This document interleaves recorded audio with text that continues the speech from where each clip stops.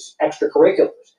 It was in 1982 where President Reagan brought the first guest to one of these speeches, right. And that's become a custom. You had the Air Florida crash into the 14th Street Bridge, and there was a CBO employee by the name of Lenny Skutnik. And it was a freezing, ice-cold day in Washington, and he famously dove into the river and rescued one of the passengers. And it was President Reagan who, about 13, 14 days later, invited him and started this custom of always having people in the House chamber. There was a disruption. This was not a State of the Union address, but September of 2009, you had President Obama giving his Obamacare speech, and he was hectored by Joe Wilson, the Republican representative from South Carolina. Listen. There are also those who claim that our reform efforts would ensure illegal immigrants. This too is false. The reforms I'm proposing would not apply to those who are here illegally.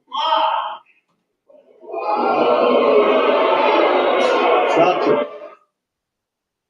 Now, Nancy Pelosi in 2020, she made some headlines when she famously ripped up President Trump's speech. He was going to be acquitted the next day in his Senate trial, the first Senate trial.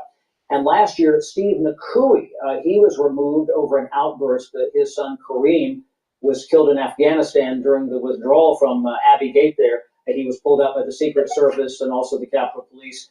He was charged, but those charges were later dropped. So sometimes we remember the other things that go on during these State of the Union speeches and not so much the content from the dais.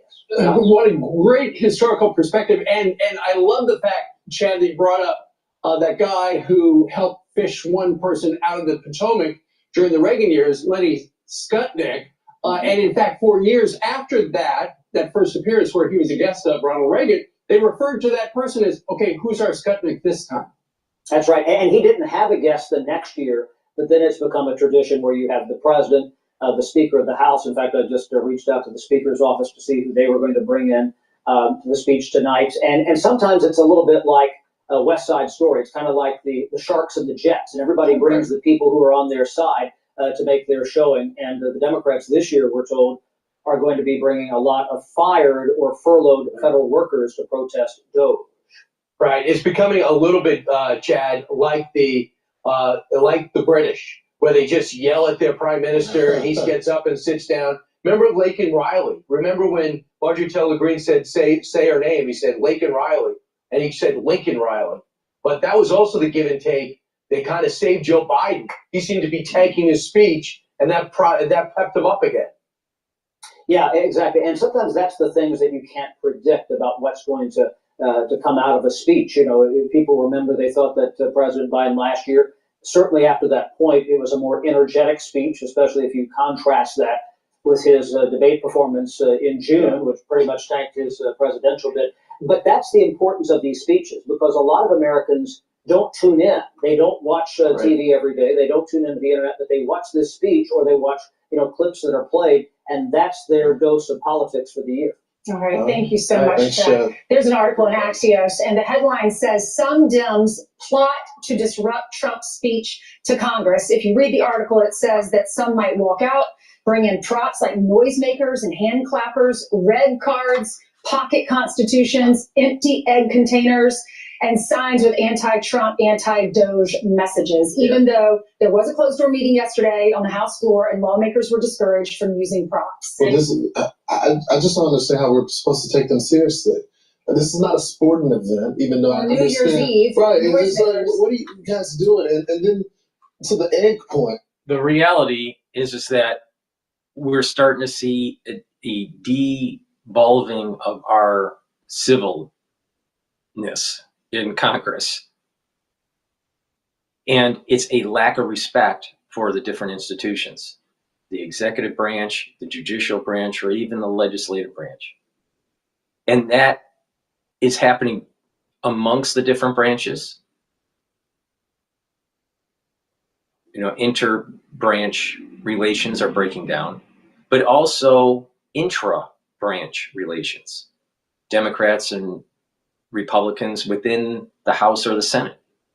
And then you have just overall government representatives not respecting the people, the will of the people, nor the will of the people respecting government. So we're seeing this lack of regard of civility. And it's dangerous. And it's, I think, a data point to suggest that we're moving towards a new type of revolution that may be more in line with the French Revolution than the American Revolution. Because the disparity between the haves and the have-nots has grown exponentially. I mean, have you seen the chart from the Secretary of Agriculture? Eggs have been going up way before Donald Trump. He's only been in office less than 2 months. And now you want to you didn't talk about eggs the entire presidential race. You wanted to talk about the threats to democracy and all that. And by the way, the Constitution, I mean, you're real rich. You've been targeting your political opponents using the Department of Justice, and now you care about the Constitution.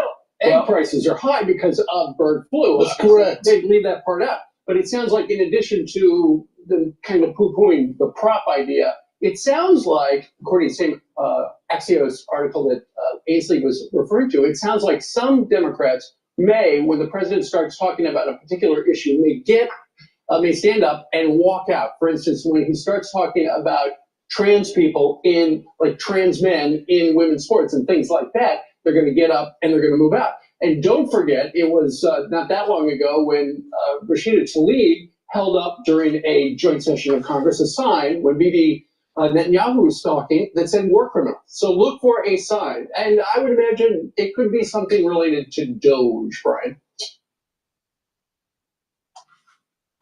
All righty. Let's go back to Bloomberg here.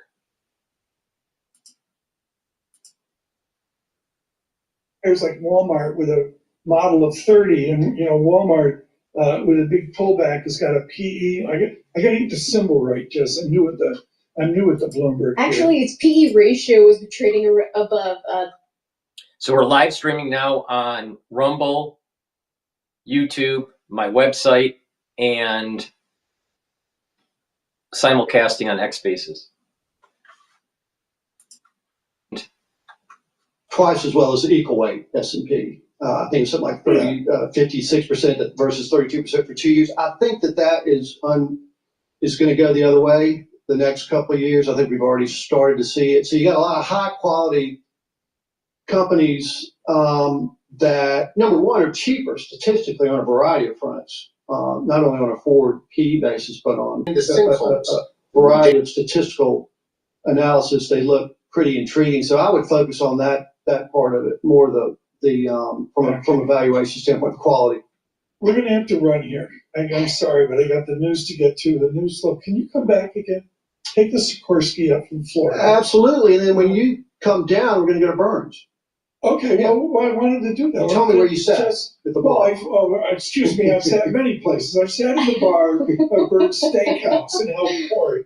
That was good. There's some New York Yankees there. I even spoke to them. And then you go upstairs to the dessert floor, where they have the phone by your desk. Doesn't get any better than that. And your kid calls and orders 3 desserts at $28 each. Good morning, Burns, Tampa.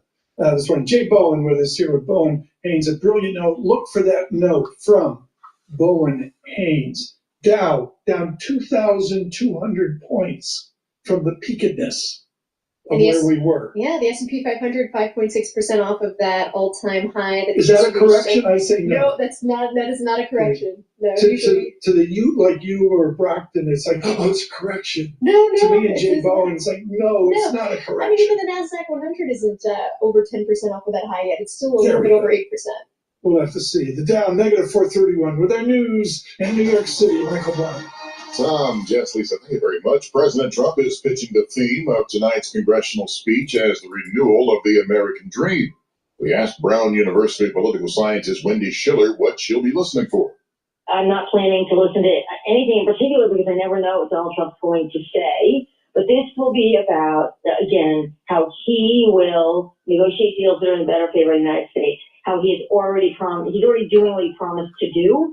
And that he's going to basically it's a campaign speech, and you're going to see a lot of Republican unity. This is what this is. This is a show, and this is also the president reminding the Republican Party that he won, that he brought them in, that they owe him, and they should stick with him. And this is a public display for that reason, going into very difficult, I think, tax cut and, debt ceiling and budget negotiations in the next couple of weeks. Wendy Schiller at Brown University. Our coverage of President Trump's address to a joint session of Congress begins tonight at 8 Wall Street time on a special edition of Bloomberg's Balance of Power. President Trump has imposed 25% tariffs on most Canadian and Mexican imports and raised the charge on China to 20%, affecting roughly $1.5 trillion in annual imports. President Trump has directed the U.S. to pause all military assistance to Ukraine as he seeks to pressure Ukrainian President Zelensky to engage in peace talks with Russia. Global news 24 hours a day and whenever you want it with Bloomberg News Now. I'm Michael Barr. This is Bloomberg. Tom, Jess, Lisa. Michael Barr, have you ever been to Windsor Assembly? It's Stellantis Chrysler right now. You go across the bridge through the tunnel. You go back a little bit, and people don't understand. It's not just Red Rouge and Rouge and Rouge. There's like factories right across the board. Oh yeah, I've had to cover stories over there. So yeah, I mean this is going to impact the auto industry, especially in Detroit, big time. These tariffs. Did you drive a town and country station wagon? No, but my mother and father did, the size of Arizona. There we go. The auto business we knew. From New York City, Bloomberg surveillance. All right.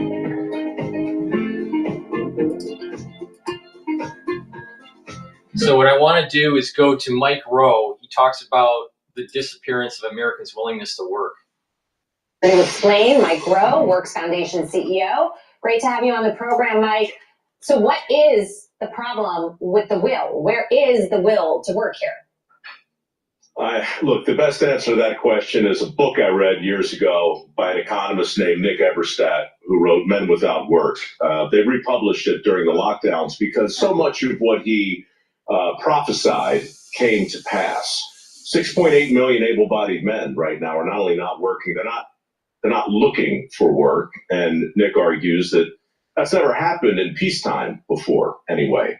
So the skills gap is real. The will gap is also real. And, we started at my foundation awarding work ethic scholarships precisely because in 2009, I'd written an open letter to President Obama at the time saying that, look, I'm rooting for you. These 3 million shovel-ready jobs sound great, but nobody's really talking about the country's relationship with the shovel and the conspicuous lack of enthusiasm surrounding the business of picking one up. So what emerged from that was a kind of PR campaign for good jobs that actually exist that people aren't excited about. What concerns me today, frankly, is that I'm literally on the BLS right now. There's 586,000 open positions in manufacturing, right? So I watched the last segment, and I'm rooting for this president, too. I want to see reshoring. I want to see U.S. manufacturing and reinvigorated, and I want to see more jobs created as a result.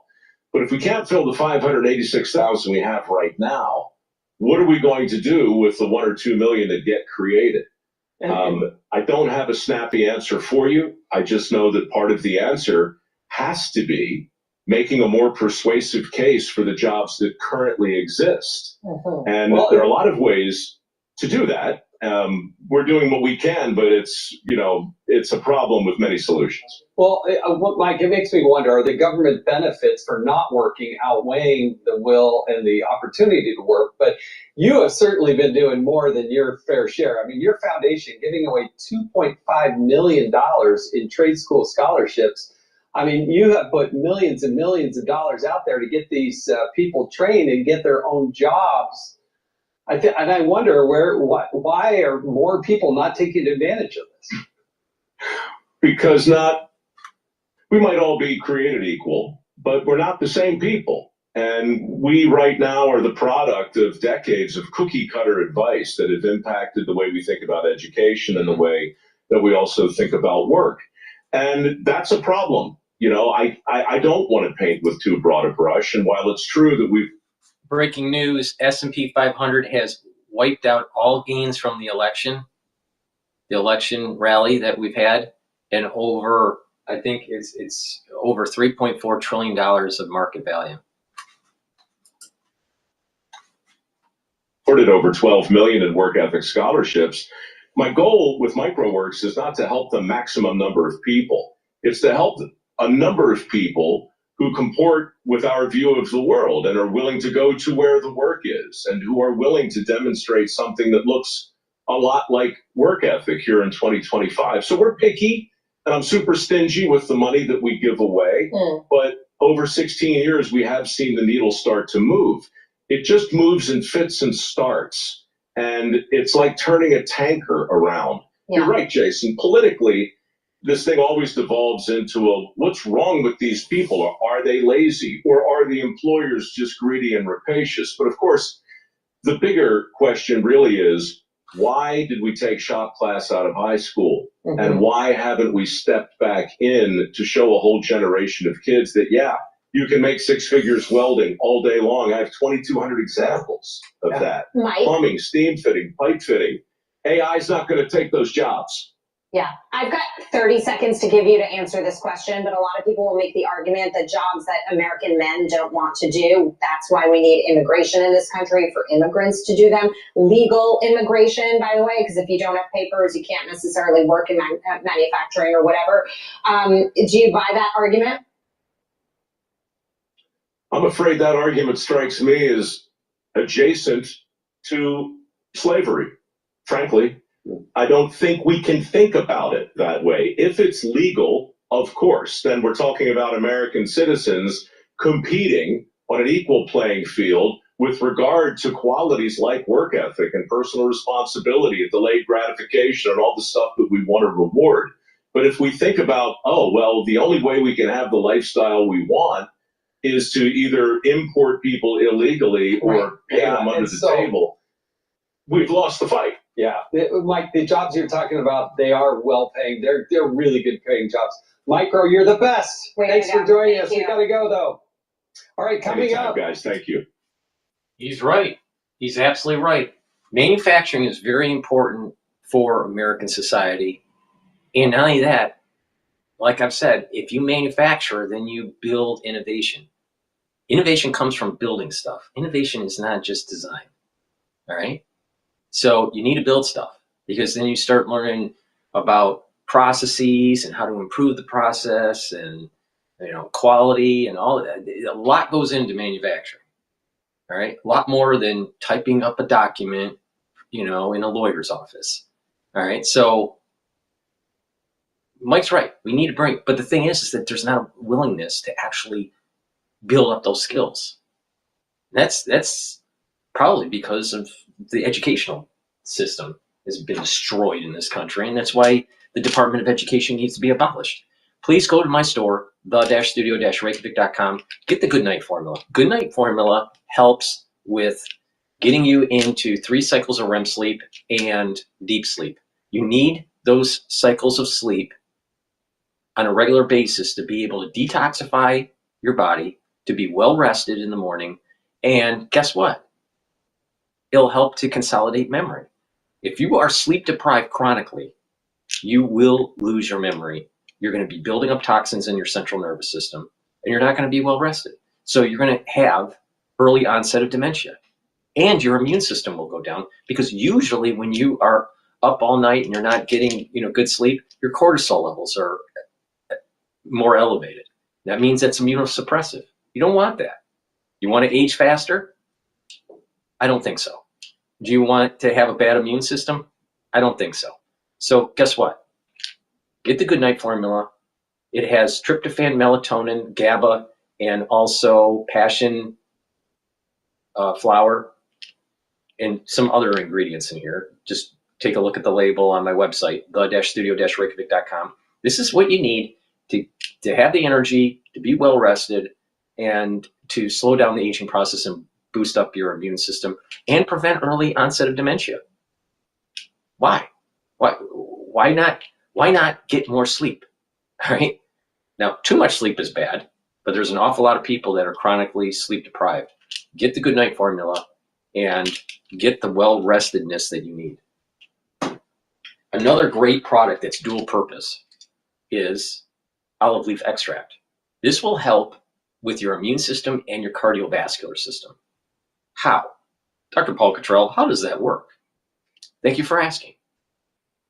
olive leaf extract will bring down inflammation.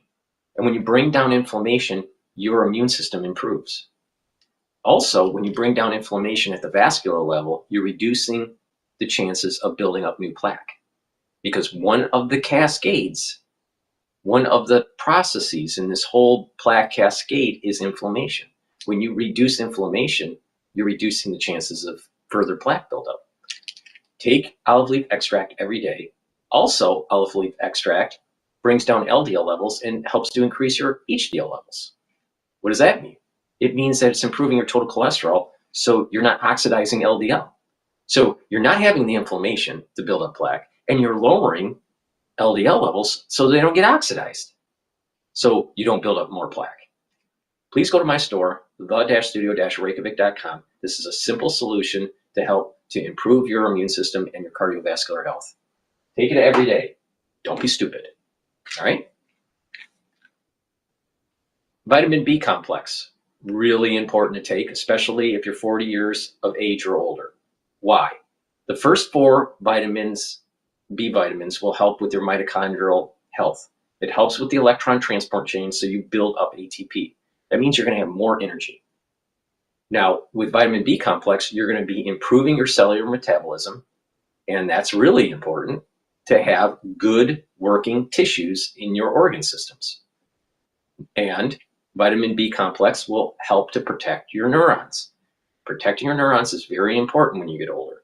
You don't want gait issues. You don't want memory issues. So take vitamin B complex and follow this holistic approach. All right? And that holistic approach is proper diet, proper exercise. That means resistance training, cardio, stretching, and balancing. All 4 of those different types of exercises activates different parts of your nervous system. Learning new things will help improve your memory and your thinking and your positive neuroplasticity. Because you have neural connections that can build on each other. And the more neural connections you make, the faster you're going to be thinking, the better your memory. So it's a holistic approach. By proper diet, proper exercise, learning new things, meditation or spirituality that will calm your body down. And another really important thing is to learn new things. If you learn new things, then you're going to be activating those neurons. All right? And the B vitamins here are going to help to protect the myelin sheath of your neurons. So when you get into your geriatric years, you're going to be healthier. It's a holistic approach. And then, as I was saying before, good sleep is really important too. So if you apply this holistic approach, proper diet, exercise, proper sleep, learning new things, spirituality, some sort of calming meditation, right? When you do all these things and take the stacks that I'm telling you to take, you're improving your health and wellness and slowing down the aging process and improving your immune system. This process works, but you got to be diligent. And you got to be, you do it, Can't just sit there and go, well, maybe I'll do it. Maybe I'll do it a little bit. Maybe I'll take one thing. Maybe I'll just exercise. And if you're only doing yoga, you're not going to stay healthy. If you're only sitting and learning, in a chair, you're not going to be healthy. If you only meditate, you're not going to be healthy. There's lots of fat Buddhas. If you only just take supplementation, you're not going to be as healthy as you can be. If you're only going to have proper sleep, it's a holistic approach. If you listen to what I have to say and you stack the supplements the way I'm telling you to stack them, you're going to be targeting different organ systems and you're going to be improving your health. Now, it's up to you to listen, but what I have to say works.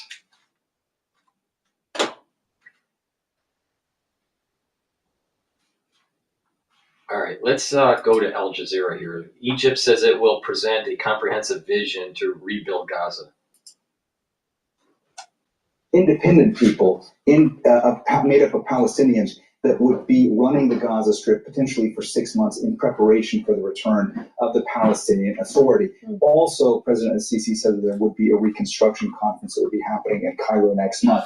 And that's really important because up until now, we've wondered if this conference was going to focus more on reconstruction. Some of the reporting suggesting that there would be a proposal that reconstruction would take up to $53 billion and would be happening in either 2 or 3 phases over the course of the next several months, potentially years, or if it would be focusing more on perhaps the political willpower of what to do in Gaza over the course of the coming years. It seems now we're going to be hearing that this plan is going to be comprising bits of both. Beyond that, we also heard from the UN Secretary General Antonio Guterres, and he said essentially that reconstruction requires governance and security. And he said that it has to be forging a political solution for Gaza in order for any of this to work going forward.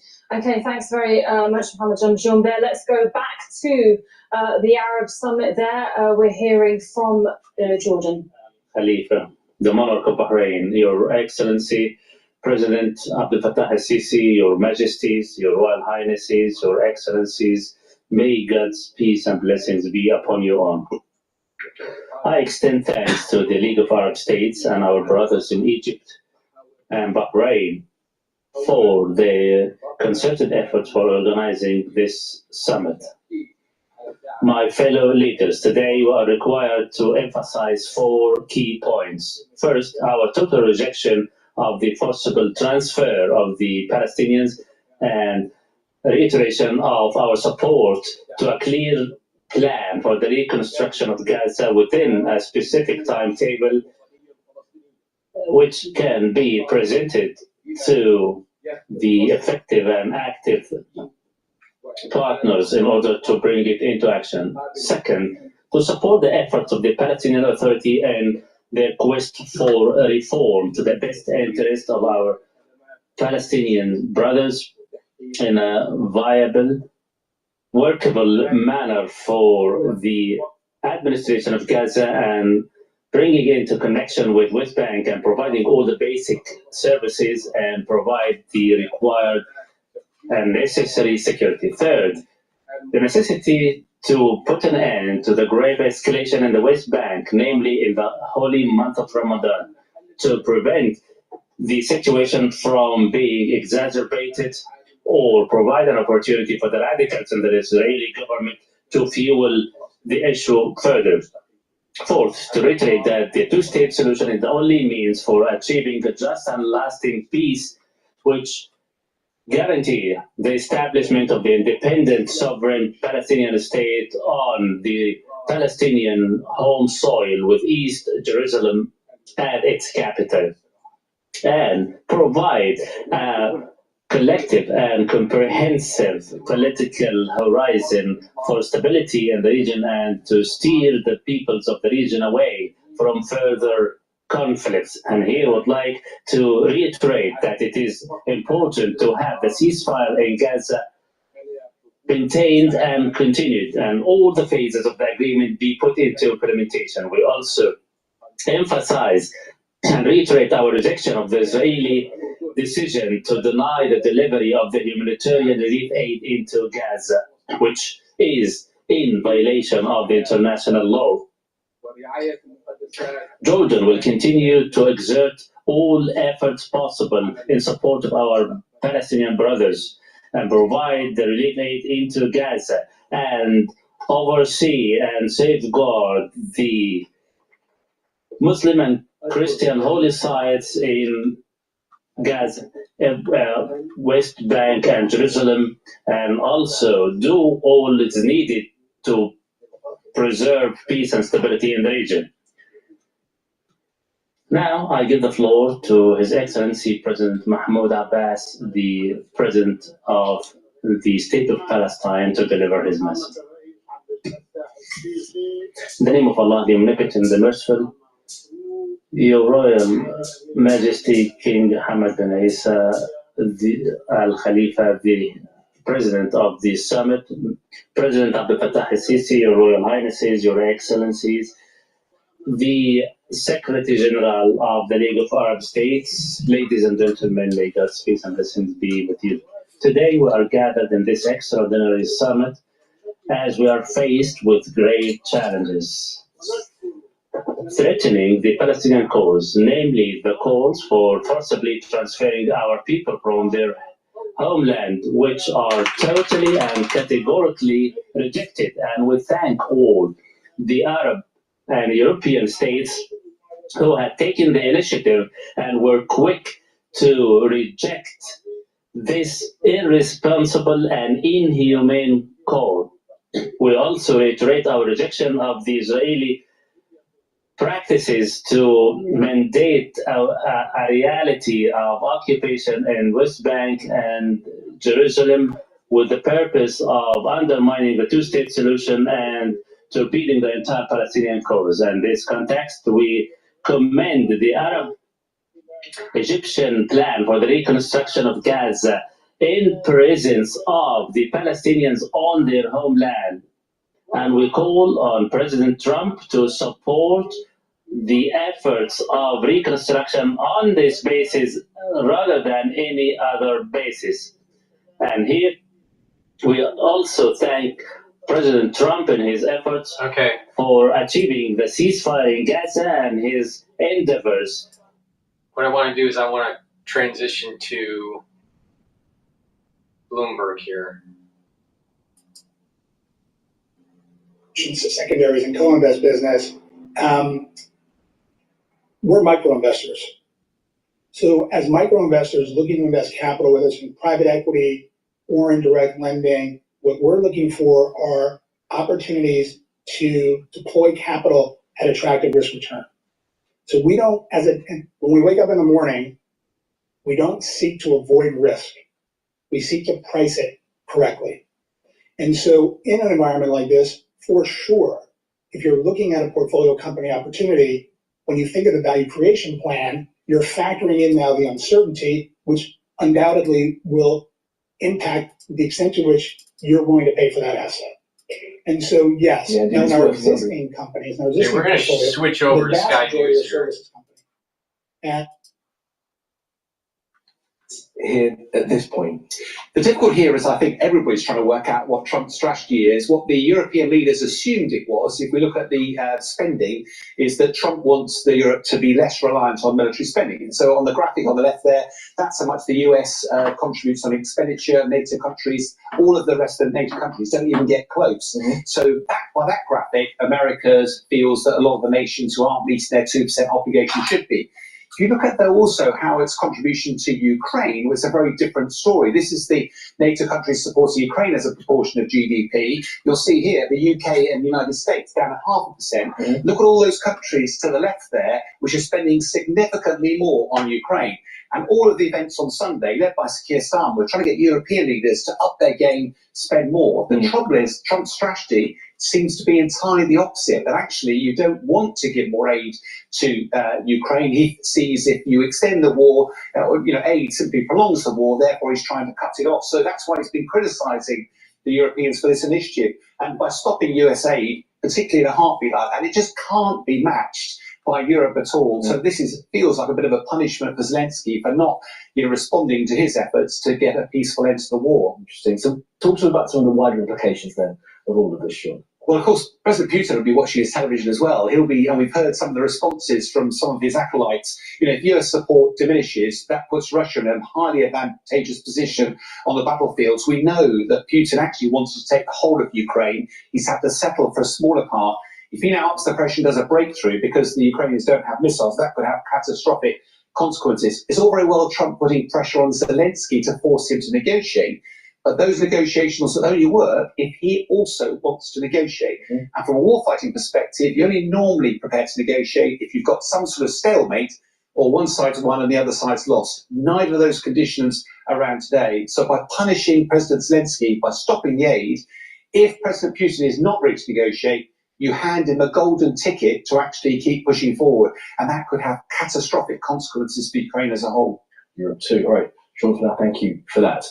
Now, US tariffs have been imposed on goods from Mexico, Canada, and China, and they're going to come in from today. Chinese imports have been hit with an additional 10%, bringing the total to 20%, while Mexico and Canada will face 25% duties. But there are warnings that consumers will face price increases in the next couple of days, and just how much of this impact will be felt by households and businesses, our economics and data editor Ed Conway explains.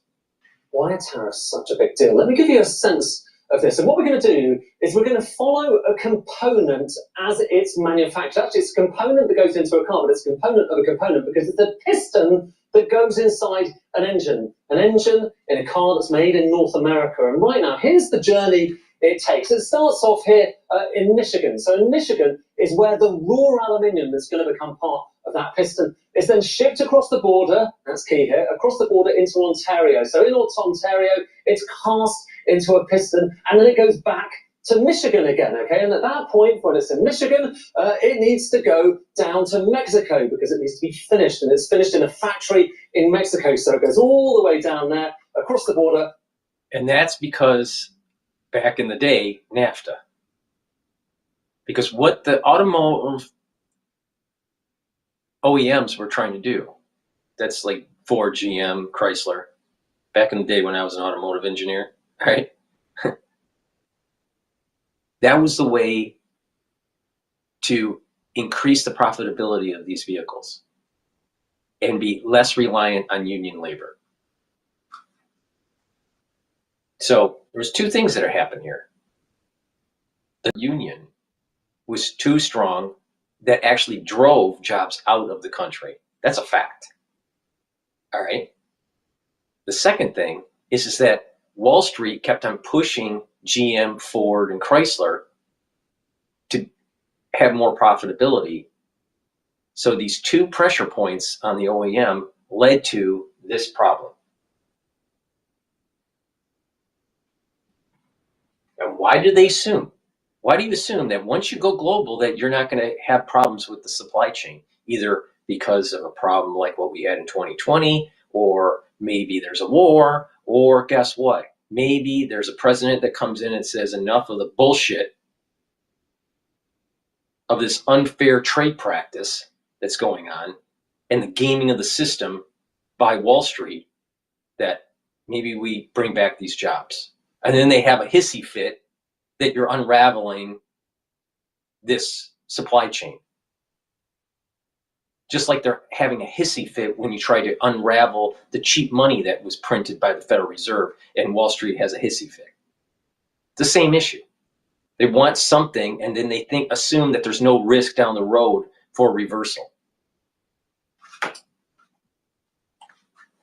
Into Mexico, but the journey's not over yet, because at that point, it needs to go back across into Wisconsin and then Michigan, where it's assembled. It's assembled into an engine, and at that point, from Michigan, it goes again across the border into Ontario, and that is where it basically becomes part of a car. So it's assembled into the car, and the car at that point is basically a finished product, and that's shipped over to the US. It's one example. Deep breath here.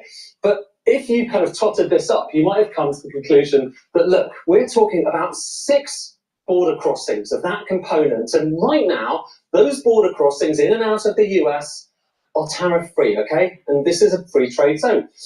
If you're imposing tariffs on all of those border crossings, that will tot up. It will be a very big deal indeed, because it raises the cost. And that is a really big deal when it comes in particular to automotives. These bars are basically just showing you how much of each different category of import into the US is coming from Mexico, from Canada, from China, of course, which are the affected countries here. And with automotives, you're talking about over 50%. Over 50% of all the vehicle imports, but also the components as well, come from these places. A lot of it from Mexico. You see the green there. Look at energy. Over 60, well, it's actually around 60% is from these areas. Imports, most of that from Canada. And overall, you're talking about 40% of all imports. So it's an enormous, enormous amount of imports. Imagine Brexit in the UK. So it's similar. You've got a free trade zone. We never actually impose tariffs. Tariffs here on any of these goods are going to push up prices. And of course, the extent to which they get pushed up depends on precisely how long these tariffs are in place for and how severe they are. This is showing you historically, so going back to the 1800s, just how high the average tariff rate was in the US. The famous example here, the 1930 Smoot-Hawley famous set of... Let's think about this for a sec. Who's going to lose more with higher tariffs? You think that the person buying the goods and services at the store, the middle person, the little one, or do you think corporate? Corporate is going to be worse off. One, less people will buy their goods, depending on the elasticity of the demand. But less people will buy their goods, and the stock market is going to hit them. And because the stock market is on a multiple, the shareholders and the company will be in a crisis. So actually having a tariff is a good thing to stress corporate to actually move manufacturing back to the United States. You have more to lose, right? The companies have more to lose in this whole tariff war issue than the average citizen. Now, here comes the problem. Because of the coupling between labor and capital, when the companies start to go down in their sales and their stock prices stressed, you'll have analysts pushing pressure on the companies to cut costs, and they'll lay people off. So the little person is going to get laid off and have higher goods. But stay the course, because what will happen is that there will be more money lost by the shareholders and these companies than the actual individual, because they're on such a multiple and they have so much money invested in that stock that as it plummets 15%, the average person that's buying their good that isn't a worker of that company, you can either shift to a different supplier or just don't use that product. There's lots of things that you buy and use that probably you don't really need. Do you really need, some of the extravagant things that people have in American life? Most likely not. But the problem here is that we've shipped away our manufacturing, and we need to go through the pain to get it back here, because we benefited from it short term for 30 years with cheap goods, importing cheap goods, but our manufacturing kept on going down and down and down and down, up to the point where no one really knows how to make anything. No. Put the pressure on the shareholders, put the pressure on the corporations. And what they're going to do is that these types of media outlets, they're going to say, oh, it's going to be hurting the consumer. The shareholder will lose more because their stocks are going to be plummeting. How is there a disparity between the middle class and the rich? It's because they're invested in something that has scale, that has a multiple. And when it drops, they lose more than you do. So let it drop and give the pain to these shareholders.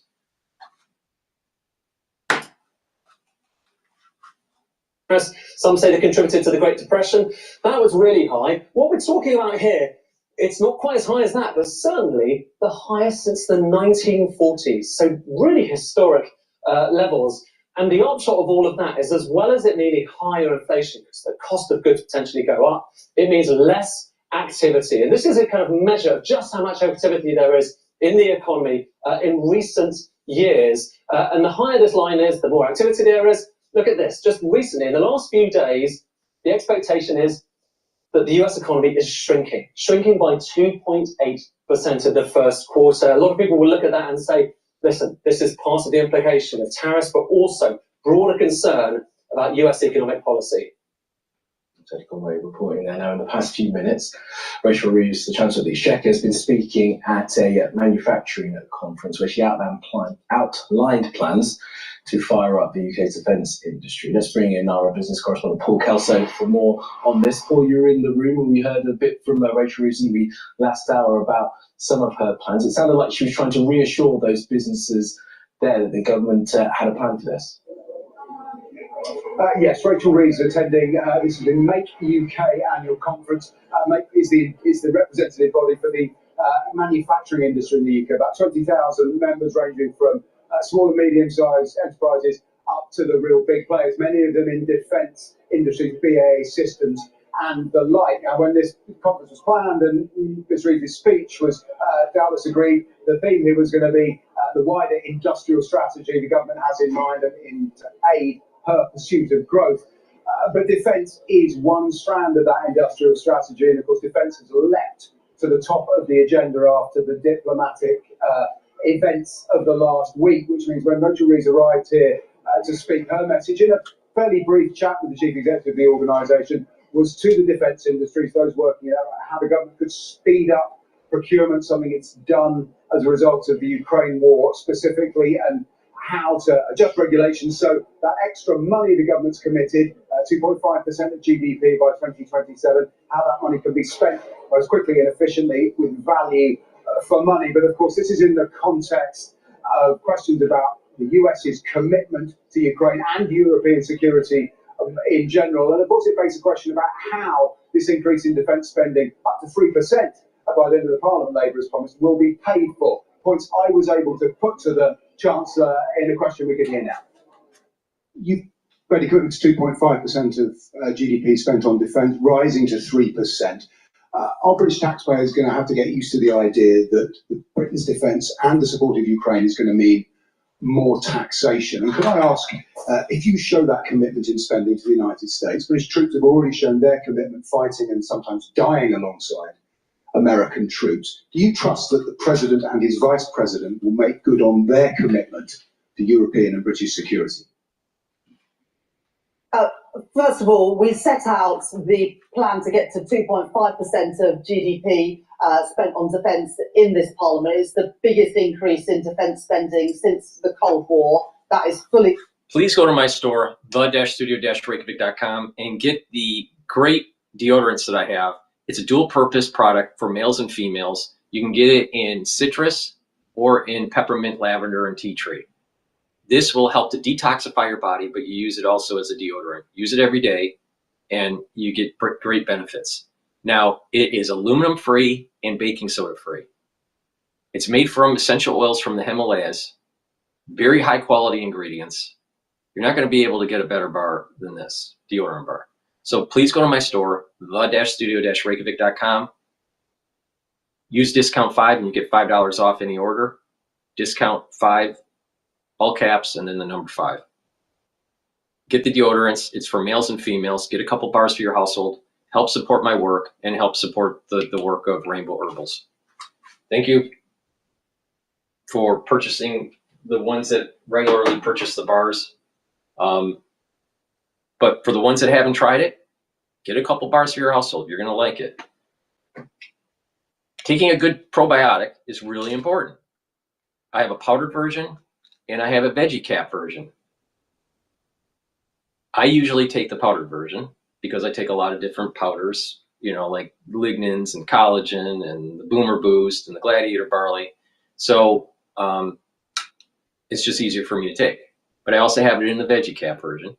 Take it every day. It's going to help with your digestion.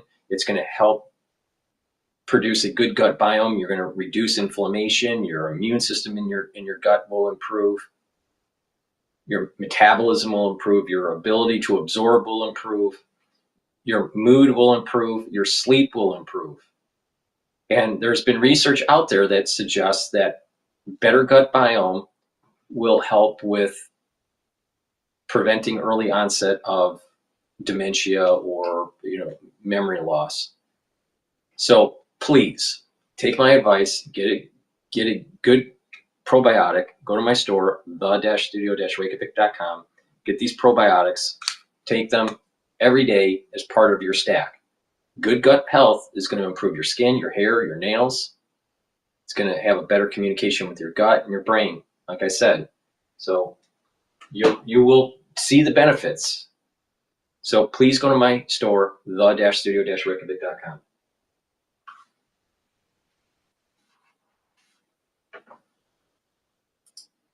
Let's go to Bloomberg here. that will substantially increase our deficits. The projections are that independently of them, the deficit's going to continue to go up substantially, and with them, even more so. So I would say they're on a fiscally irresponsible and I think very dangerous path. Though that's a continuation of conditions that have been. This has been making them worse. So you mentioned the debt, annual deficits. I've been on Wall Street since 1986. That's been a story This since is Ruben. 1986. If I'm not mistaken, I believe that's Ruben. Ruben was tied into this whole beginnings of the destruction of the economy with Lehman. He set things in motion. We're at historic highs in terms of the debt GDP ratio. The CBO projects that they're going to go from the current 100% to about 120% 10 years from now. But that independent analysts, by looking at increase or likely increase in defense and interest rates, interest costs, rather, et cetera, think 130 to 135% is more likely.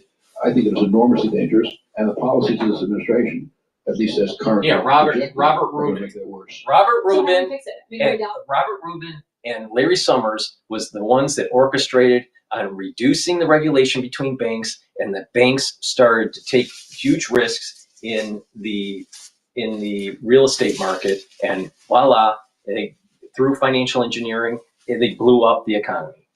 It was Rubin and Larry Summers. That fucking asshole.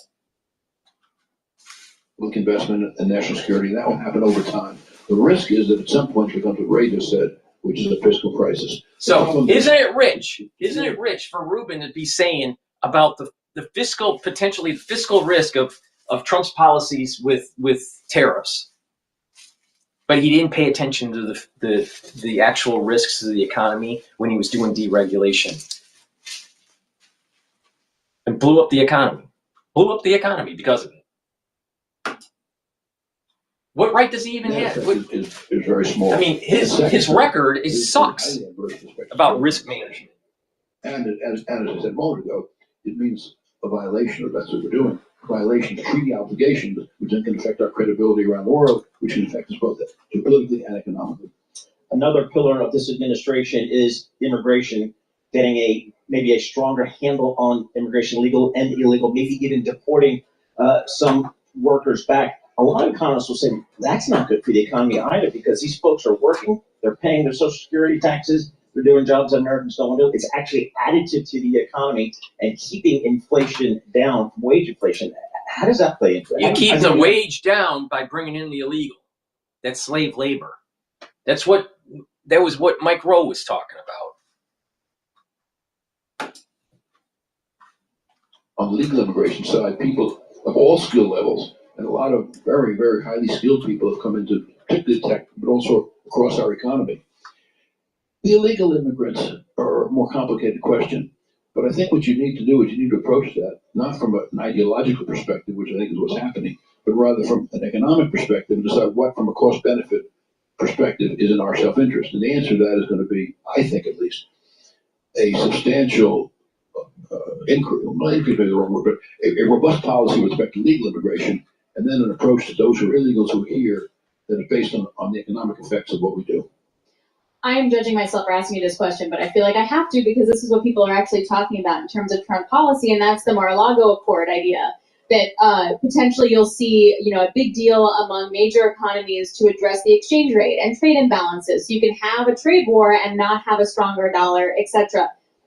Is anything like that something that you were listening to talking about, like a Plaza Accord a la decades ago? Well, Plaza Accord was a very different set of circumstances. I'm not sure what they're driving at, but whatever it is, I don't think they're going to get there this way. Aside from which, I think there's a lot of ideology about all of this. If you have trade deficits, and what's happening is you have an influx of capital, and then it goes into investment, that actually improves growth in the United States, and it's good for us. Mm-hmm. Now, if it goes into consumption, then eventually you build up, and if it goes into investment, then you have additional growth, and you can pay back the debt. If it goes into consumption, then you don't have the growth, and you don't be able to pay back, and over time that creates a problem. But whatever you want to do, you do not want to approach it through tariffs, and you don't want to approach it through browbeating other countries or taking advantage of what is a strong position to our economy. What you want to do is you want to increase productivity in this country and increase savings. AI, you told us offline. Totally disagree. Totally to disagree. You got to bring back the manufacturing, and that's how you're going to increase the productivity. We have lost skills. We have to build up those skills to in higher paying jobs and have productivity through that. No. With it. He's just And a globalist. I think it's going to change life as we know it, economically, geopolitically, and societally. And I think I don't think we're all ready for all the effects it can have. What's an AI tutorial? Like what do you, is it some guy at your desk like going over something? No, I'll tell you what it is. It's an extremely bright guy. We do it on Zoom. And he's taking me through the underpinnings. How does it work? And then what are the use cases? What effects does it have? And the more you get in, I would strongly recommend reading a book that's been recently published by Eric Schmidt and Henry Kissinger. And what they do is they go through what AI what it is, but basically go through the ramifications, the potential effects of AI. It's really enormously worth reading. This is going to change, in my opinion at least, have profound effects on pretty much everything we do over time. Yeah, that's what we're hearing from a lot of smart people as well. Robert Rubin, thank you so much for joining us. Really appreciate it, Robert. And Rubin, I'm pretty sure the AI would have said during the Clinton administration not to deregulate the banks and have them do all these fancy financial engineering products to blow up the economy. Thank you, Rubin and Larry Summers. But Larry Summers and Rubin are the ones that are interviewed on Bloomberg, the ones that broke the economy. Boy, I can get that at 4.13% here. So, you know, that's the problem. These people don't push back because they're afraid they're not going to have guests on their show that happen to have big fancy titles and names. It's amazing. Rubin, the one they were talking to, he was in the room that set up in motion Lehman before Lehman happened. All right, by the deregulation, I believe he was the secretary. I think he was the Treasury Secretary during Clinton. Please go to my store, the-studio-reykjavik.com. Take the lignans. Lignans brings down inflammation, helps with your immune system, helps to improve your endocrine system. It's for males and females. It's a powder. You mix it with soft foods, filtered water, or a smoothie. It's up to you. And it's also going to soak up free radicals because it's an antioxidant. You should take this every day to improve your immune system and your endocrine system. Turmeric brings down inflammation and is an antioxidant. It's going to soak up free radicals and bring down inflammation and help with your cardiovascular health and your immune system. And ashwagandha is a great way to control your blood glucose levels and your cortisol levels. And by controlling them, you're going to be bringing down inflammation. Now, a great stack to bring down inflammation, help with your cardiovascular health and your immune system, so it's a dual purpose stack, is to take all these together. Take the lignans, take the turmeric, and take the ashwagandha. By taking these, you're helping with your immune system, and you're helping bring down that inflammation at the vascular level, so you're not building up new plaque. Really important. It's the third pillar of my core. What's the core? The core is a 4-pillar process. Max 35 or max 14 to help with your immune system. The second pillar is C60 to soak up free radicals. The third pillar is the turmeric, the ashwagandha, and the lignans to bring down inflammation and help with your immune system. And the fourth pillar is the boomer boost, and the boomer boost helps with boosting up your energy levels and your metabolism. That's the core. It's a it's a great way to get healthy. Now, you can take pieces of this and build up your own stack, but this is the core. You add stuff to it and you get huge benefits. It works. It's what I do. Please go to my store, the-studio-reykjavik.com, and get the core. Get these products that I'm talking about. Help with your cardiovascular health, help with your immune system, and target all these different other systems. And you're going to slow down the aging process, and you're going to get healthy. But it's not just supplementation. It's also proper diet, exercise. You have to detoxify your body. There's mindfulness. There's balancing exercises, cardiovascular exercises, resistance training, stretching exercises, learning new things, proper sleep, proper diet. All these things are very important. It's a holistic approach for you to slow down the aging process. If you're vigilant on doing this on a regular basis, you're actually going to get healthier. But it's up to you. If you don't want to listen, All right. But it's guaranteed that when you get into your geriatric years, you're going to have problems. But it's up to you. It's a free country.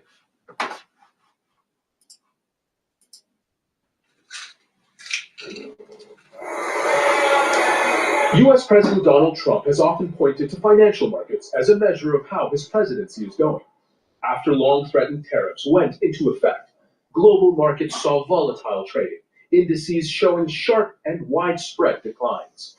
And Canada, Mexico, and China reacted with retaliatory tariffs of their own. The first salvos in a trade war that is sending shockwaves through the global economy. Let's be clear. If Trump is imposing tariffs, we're ready. We are ready with $155 billion worth of tariffs, and we're ready with the first tranche of tariffs, which is $30 billion, which is already known. History has shown that China and the United States benefit from cooperation, but suffer from confrontation. However, we will never accept pressure or threats and will firmly safeguard our national sovereignty, security, and development interests. This will create hundreds of billions of Trump says this is about national security, immigrants and drugs coming in too easily across U.S. borders, and correcting trade imbalances with other countries. Critics say it is a shakedown and accuse the U.S. president of misusing emergency powers to please his political base. Analysts warn that retaliation will target that base. They're going to look for the places that are the biggest pinch points for the president's party and as the Republican Party. And so they're looking at, actually how they can hit in states that are more Republican dominated. And that is, sadly, this is how trade wars work. Trump returned to office demanding loyalty, seeking retribution, releasing jailed supporters, and telling allies they have to pay up for U.S. protection. It is an approach that has left both friends and foes unsettled and wondering what comes next. Zain Basravi, Al Jazeera. Well, Shihab Ratansi is in Canada's capital, Ottawa, where Prime Minister Justin Trudeau is expected to speak at any moment now. Canada was quick to respond with its own tariffs. What's that likely to look like? Well, they're taking a phased approach. So now we're in phase one, which is $20 billion US of tariffs on 1,256 goods, food and beverages, consumer goods, eggs, dairy, which are actually big issues in the US as far as inflation is concerned, and various industrial products. And then in 3 weeks' time, they say a further $86 billion of retaliatory tariffs will be imposed. We don't know what those will be. Will those be levied against? But they're talking about passenger vehicles, electric vehicles, aerospace, aluminium and steel, big ticket items. But there's this fundamental contradiction here, because the government is clearly aware, though, that the impact of these tariffs is going to be felt by Canadians. It's going to raise inflation here just when there are the fears about factory closings, unemployment, recession. See what I mean? So it's actually going to make they're always trying to scare the consumer, and they don't realize that it's the big corporations that focused on profitability and moving stuff out of your country to the point where it's detrimental to the well-being of our economy. And that if you try to pull it back, they have a hissy fit. Exactly the same problem with Wall Street and the Federal Reserve. They want Wall Street wants the Federal Reserve to continue to print cheap money. But that's inflationary. But they don't care, because they will make so much more money in the stock market because they've invested, and there's a multiple that they make.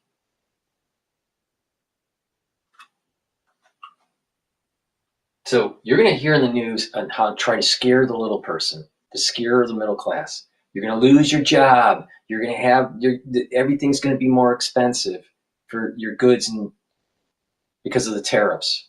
Well, stop buying certain things. There's a lot of things that people spend more money on stuff that hurts your body than actually investing in their body and doing these holistic approaches.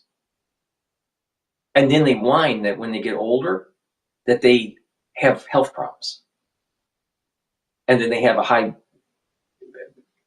medical expenses because of the medication they're taking. And sometimes they need surgery or whatever. All right? They don't invest in their health. but they'll invest in a vacation that they really don't need. All right. They'll invest in frivolous spending, but they won't invest in their health.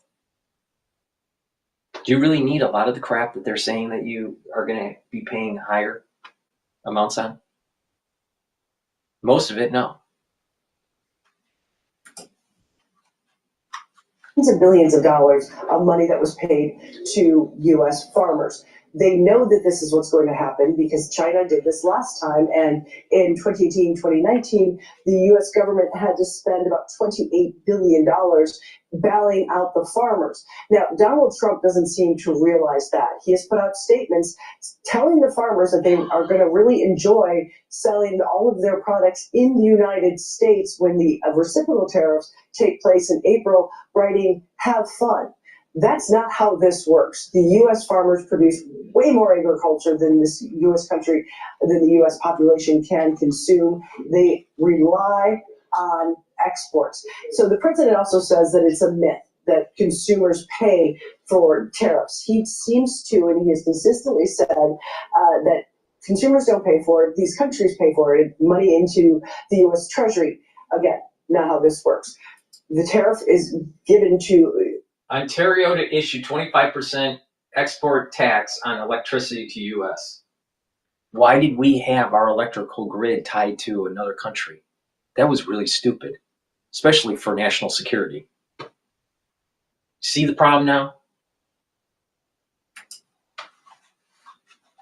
75% of people said that inflation had had a moderate to severe impact on their daily lives. Inflation is still high, not as high as it was under Joe Biden. It was about 9% at its worst, but it's still at 3%, which is more than the Federal Reserve likes to see. And so when prices start to go up, and especially when the businesses in the red states are impacted, that's when you could see a backlash. Because again, unlike the 2016, Donald Trump is in the White House largely because he promised that the price of eggs are going to go down. Obviously, bird flu having a huge impact on it. But just in 1 year, to give you an example of how much this is impacting consumers, price of eggs have gone up 53% in this country. Again, bird flu, a big reason for it. But if there are tariffs placed on eggs, that's just going to make the increase that much more. And that is what American consumers notice first. So perhaps not noticing it today, but it's not going to take very long until they do. Until their homes feel that impact when it comes to their shopping list, as you said there. Thanks very much, Bessie Colhane, there with the latest. Well, Beijing has responded to the Trump administration's additional 10% tariffs on Chinese imports with its own countermeasures. They include an added 10 to 15% tariffs on US agricultural products, and also adding American companies. Now, if you look at this just from a transnational capitalist point of view, where you don't have an affinity to any country, all right, just a transnational capitalist point of view, globalization, you get it going and build routes where you have these supply chains and these low-cost centers, and developed nations are purchasing these cheaper goods, and these corporations are making lots of money, and it makes you think that you're benefiting from it, but you're really just importing deflation while your government is issuing debt because your society sucks because it doesn't make anything. All right. So they pushed this policy going all the way back to the 1980s and 1970s. Right? But a big push in the 1980s with called liberalization of markets through Thatcher and Reagan. All right. And these transnational capitalists now are pushing back because you have someone like Trump in the Oval Office saying, no, bring back the manufacturing. And they're having a hissy fit. They're having a little hissy fit, and they're going to scare people. Watch. Because who controls the media? The government and big money. All right, so who's going to lose the most in absolute dollars? Big money, not the average person. Now you're going to feel pain at your household, but the thing is, who's going to lose more money? It's these corporations that are benefiting from globalization. and they're scared. And so they're going to try, instead of unwinding their supply chains and moving it to the United States, they're going to try to demonize Trump and scare you to go against him. Don't fall for it. Don't fall for it. Put maximum pain on these shareholders and these corporations. Maximum pain. You got to break the addiction, including those on agricultural. The thing is that you got to break this addiction to this globalization framework that we've been sold for the last, 40, 45 years. Donald Trump, after the White House decided to suspend its military aid to Ukraine. The US is the biggest single donor to Ukraine's military effort, but Donald Trump paused support after a confrontational meeting with Volodymyr Zelensky on Friday. Trump also criticized him for suggesting that an end to the war is far away. Of course, we count on US support because a significant amount of support, including intelligence exchange and the important element. Gray, President and COO of Blackstone. We will take all of that live from this Bloomberg Invest conference on a day where markets are really tumbling here. We are right around the lows of the session. You have the Nasdaq off by about 1.3%, the S&P off by 1.5%. This is Bloomberg. Happy Tuesday.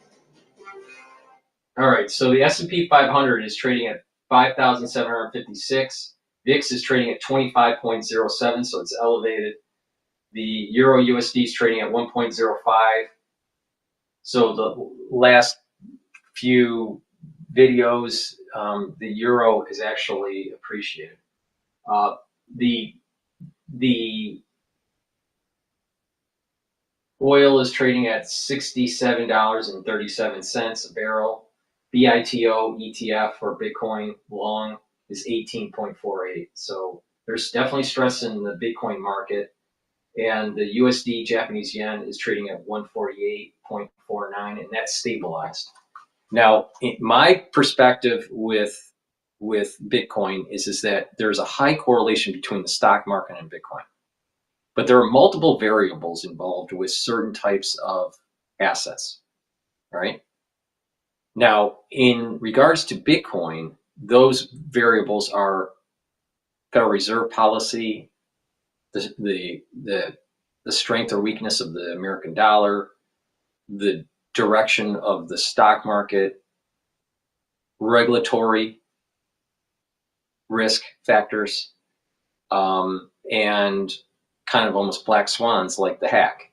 All right. Now the hack took place a couple weeks ago now. All right. So there's been a major sell-off, and lots of people are moving out of ETFs. There's an ETF flow out. So there's big institutional investors who are putting money into the ETFs. Now, as the stock market is going down, because of this high correlation, so will Bitcoin. So I suspect that, remember those resistance points that I talked about earlier, 5,750 and 5,500. Those resistance levels for the S&P 500 might be hit, all right, during this up and down thing that's going on with tariffs. And Bitcoin will continue to have stress. But then in the news, there's going to be about regulatory framework being discussed in Congress. That variable would be positive for Bitcoin. If the Federal Reserve lowers rates, that would be positive for Bitcoin. But the chances are Federal Reserve will not lower rates. They most likely will raise rates if there's an inflationary spike because of the tariffs. So that would be Bitcoin negative. So it's important to take a look at these different variables. But a big variable is the correlation between Bitcoin and the actual stock market. So a lot of this stress may seem as though it is the hack from Lazara Group or whatever it was called in North Korea. of 1.4 billion. That's not the main driver.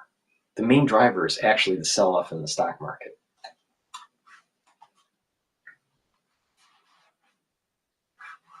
Okay. Let's go back to Al Jazeera here.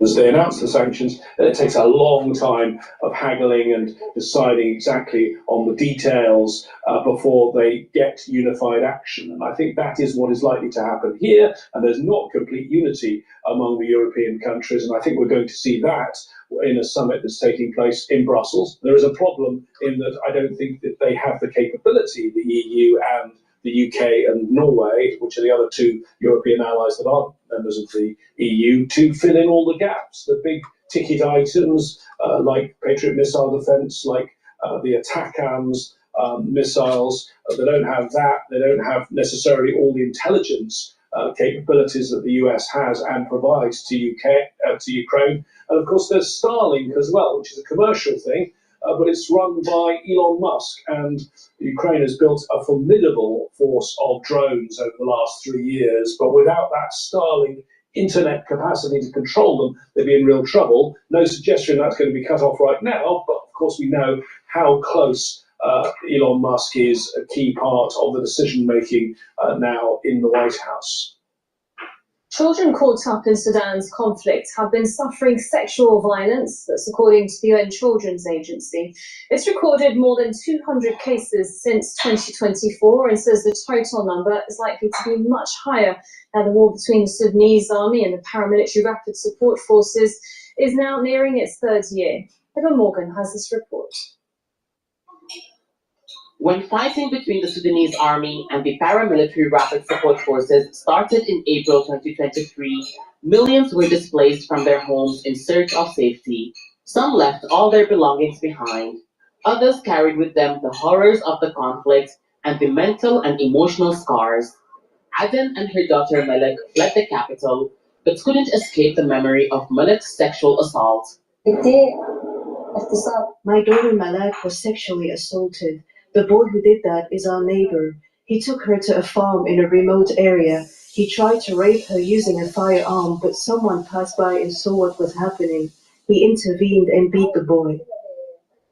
Melek is one of dozens of children who've been sexually assaulted since the conflict began, according to a new report by the UN's Children's Agency.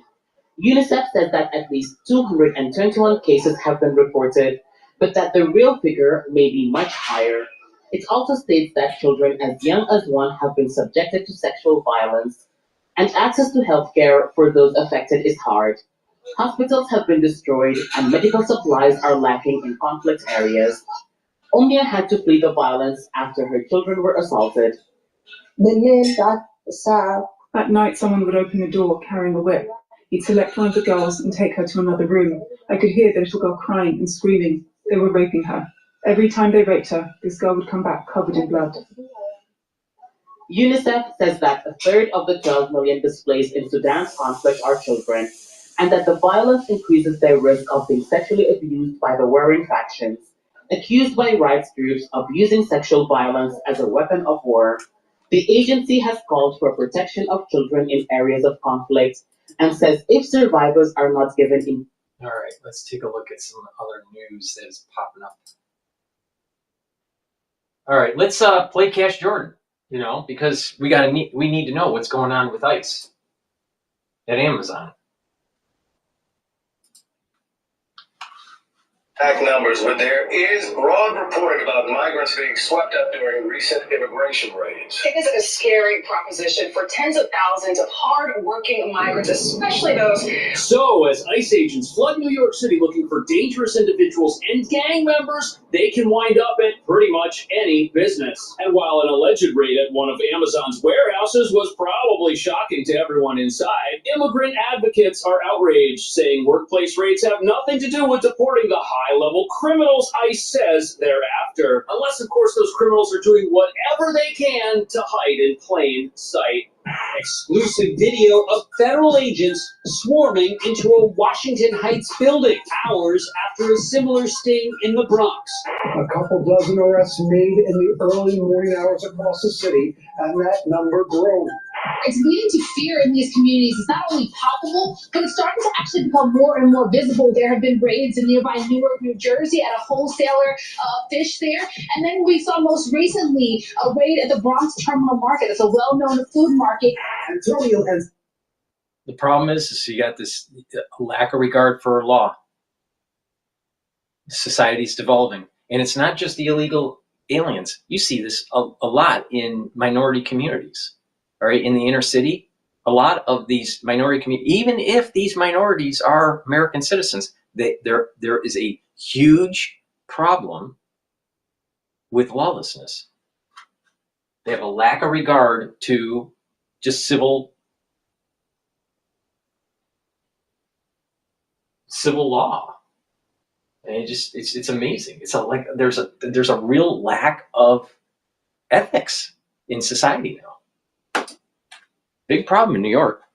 He owned 2 businesses and employed nearly 30 people, some of whom are also undocumented. We're entrepreneurs. We're working hard. We don't have any criminal records. We're following the rules. We're making the community a better place, a safe place. You're sweeping up a lot of them. All illegal entrants. Do you really believe they're the same? No, absolutely not. That's why we're prioritizing public safety threats and national security threats. And we have given ICE instructions. When you look for the bad guy and you find others with them, you will arrest them because they're in a country in violation of law.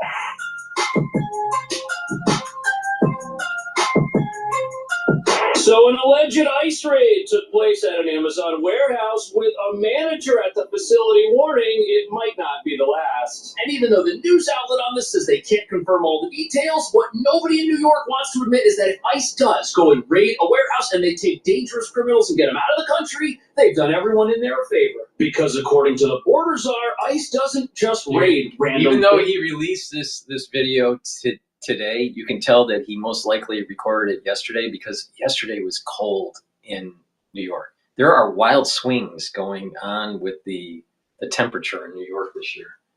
So, but because he's all bundled up, he most likely recorded it yesterday.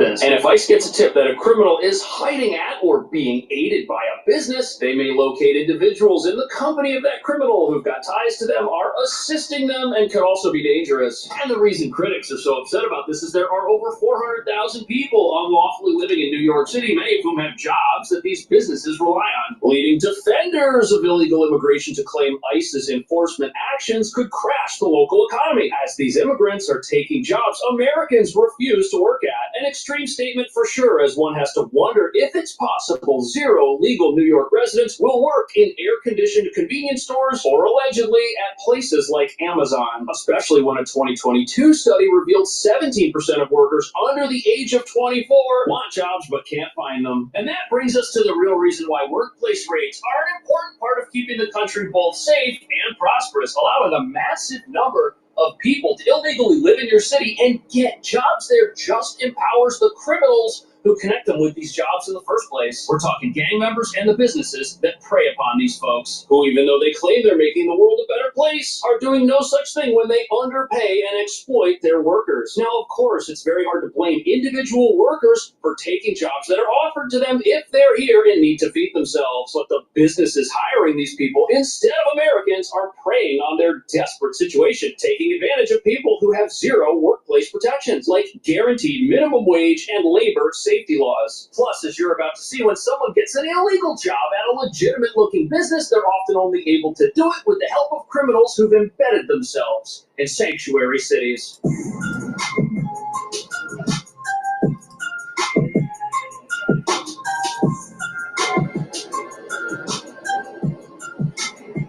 So here we've got a whole bunch of local businesses. Some are part of a larger corporate entity. Others are small, independent shops. They might only have 1 or 2 locations. And according to the news, some of these independent places have admitted to hiring people who are unlawfully in the country. And some of these individuals have figured out how to get jobs at larger corporate chains that might have a more thorough employment vetting process. And now workers at pretty much every business are on edge, thinking that at any moment ICE agents could walk in the door looking for somebody who's dangerous. Antonio and Sarahi own their family home, 2 businesses, this restaurant and the deli at the corner, and employ nearly 30 people, some of whom are also undocumented. We're entrepreneurs. We're working hard. We don't have any criminal records. We're following the rules. We're making the community a... So this woman and her husband, they seem like nice, hardworking people, but they're wrong. They're not playing by the rules because it's illegal to hire people off the books. That's a crime, and legitimate businesses don't do that. And not only does hiring people off the books empower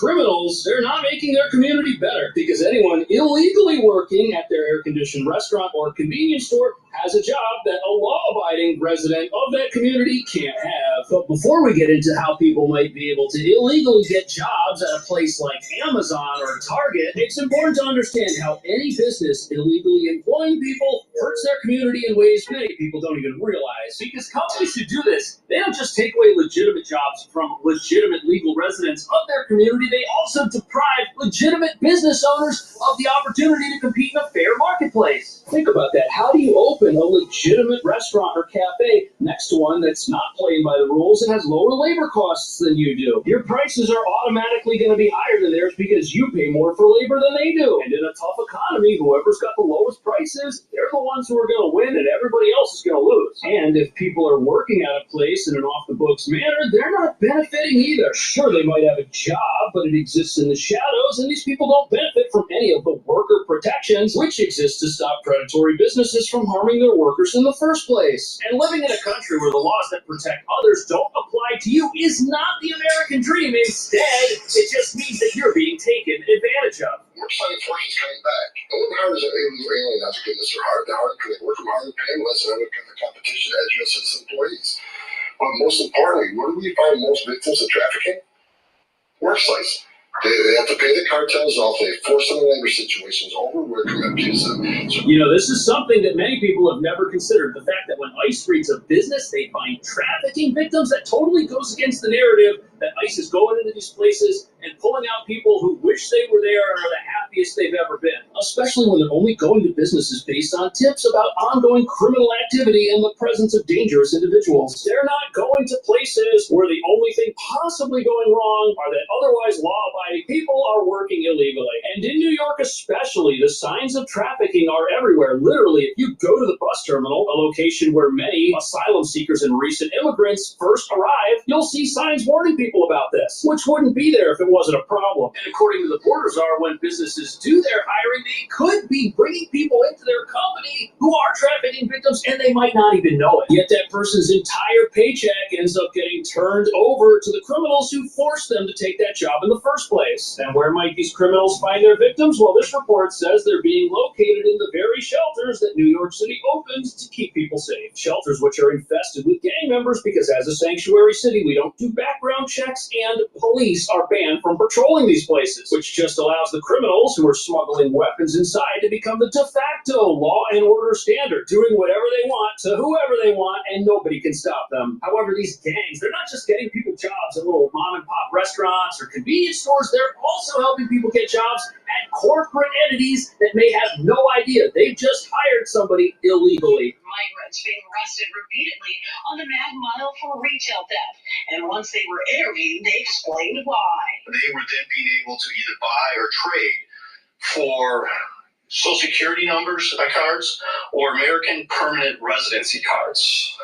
And this story we were getting over and over again. This is what the migrants were bartering for, fake ID. So this story is from a Fox affiliate in Chicago, but this same thing is taking place right here in New York. And fake IDs are being sold openly on our streets by gang members, which should be expected in a place that allows massive numbers of people in the country unlawfully to stay here. They're gonna need a way to provide for themselves, and that creates a marketplace for false identification. And where are people getting the money to buy their fake IDs? Well, according to this news report, they shoplift and steal and commit crime, which is such a problem in New York that our state is home to a $4.4 billion shoplifting economy. And when you walk through a store in the city, you'll see most products behind plexiglass. And although this is the obvious result of decriminalizing thefts that are non-violent and under $1,000 in value, this type of arrangement allows low-level petty thieves to do this as a full-time job, which is why you have so many open-air theft markets throughout the city where people are just reselling stolen goods on a sidewalk somewhere. But even if a person steals just long enough to get a fake ID so they can work at Amazon or Uber or Target or any business that actually checks, they're going to need a real ID and a valid social security number. And the way these criminal gangs help people get an ID like that threatens every single person in our entire country.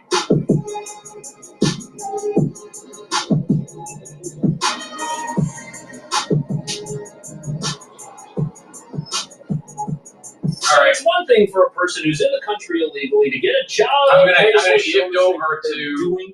I'm shifting over to Al Jazeera. Trudeau's speaking live. $125 billion of American products in 21 days' time. Encore aujourd'hui, on se voit forcé d'imposer des droits de douane de 25% sur 155 milliards de dollars américains de marchandises. 30 milliards de marchandises américaines. 30 milliards de dollars de fast. Never mind. Forget it. I'm going back to Cash Jordan. The world a favor. But it's quite another for that person to get a job at a legitimate-looking place like this Subway where they check. But in a city with over 400,000 people who aren't supposed to be here needing employment, that's gonna have to happen if everybody wants to work. And because of that, you have a new victim entering the equation when it comes to unlawful employment. And that victim is anyone who has legal work authorization in this country. This is what the migrants were bartering for, fake IDs, in order to secure employment. And then the vast majority of them are released. Nearly 500 fake IDs were uncovered, social security cards, driver's licenses, and American permit. So you gotta wonder, where does a gang like this get hundreds of fake IDs? They've got stacks of them and they're all for sale. Now, of course, the IDs could all be bogus, but it's not gonna be good for business if word gets around that they don't help people get jobs. Which means if somebody puts the information on that ID through some sort of database that checks to see if people can actually get jobs, there can't be any errors, which means some of the IDs floating around out there got into the hands of criminals in an illegitimate manner. Now, the way for criminals to get their first few IDs that they sell are to have themselves, friends, or family members recreate a legitimate ID and then sell those IDs to people who kind of look like whoever's on the picture. But that's not going to work forever. And the fact that there's demand for these things should terrify everyone who's ever been involved in some sort of data breach. If your identity or personal documents have ever leaked, a more sophisticated criminal could use that information to recreate your ID with someone else's picture on it, and then they could sell it an unlimited number of times to an unlimited number of people. This article says a legit driver's license will go for $500. The New York Post found gang members in Queens selling IDs from $80 to $250, some of which were obviously bogus. But what this reveals is that even somebody who is well-meaning for the most part has to subject themselves to the criminal underworld if they want to get a legitimate-looking job in this city, or in any city in America for that matter. Even so, there are people out there defending illegal labor practices as being good for the entire country. Even at my dry cleaner, I went the other day, and there was nobody there. And she said, well, I let my employees go down to the protest in Newark. She said, and then she asked me, do you think this is good for the small business community? And I went, well, look at your shop. This is one day. What happens when your employees just don't come in, people? So here's what's going to happen. That business, they're going to be forced to hire legally, and they're going to be forced to play by the rules. When businesses and everybody plays by the rules, the country is better off. The country is not better off if businesses break the law to get a leg up on their competitors while acting like they are engaging in some noble pursuit that's not at all related to money, especially when giving those jobs just leads to numbers like this, where 17% of people aged 16 to 24 can't get jobs in New York City. And these are people who would be willing to work in an air-conditioned business where they can bring their smartphone like a grocery store or a bodega. These are not people who won't work because they refuse to do the jobs that exist. And here's the thing, these businesses like this dry cleaners mentioned by that news anchor, of course they're not hiring people who they think are victims of trafficking. And they might think they're playing by the rules because so many businesses here don't. And the most maddening thing about all of this is, yes, New York is a sanctuary city, but it's also very progressive. And who do progressives say they're sticking up for? The little guy. They're out there on one hand advocating for the little guy to get higher wages and more protections, but at the same time, they're totally okay with businesses who don't do any of that in the name of open borders. Minimum wage in New York is $16.50 an hour, and ask any progressive, they'll tell you that's too low, and they'll tell you that greedy businesses should be paying more because workers are the most valuable input in any economy. Unless, of course, those workers are in the country illegally. If that's the case, there is nobody advocating for them to get higher wages or more protections. There's just anger at the fact that ICE is here and might arrest somebody who's a criminal. And this puts progressives in sanctuary cities in a catch-22. Here they are advocating for policies that disenfranchise workers who they say are already disenfranchised by virtue of their immigration status. And these unlawful workers, they don't have the one thing legitimate workers have, which protects them. And that is the power to walk away from any business they feel isn't treating them fairly and work somewhere else. That's not possible if the only job you can get is because the people working there are willing to break the law. And this brings up a big question. Are the businesses who are hiring people illegally doing something good? Or are they just doing something that's good for their bottom line at the expense of the rest of society? And does that empower the very criminals and gang members ICE may have to raid a business to find in the first place? Let me know what you think about that. Thank you so much for watching. I'll see you in the next video. You know, the reality is that this porous border caused a lot of problems.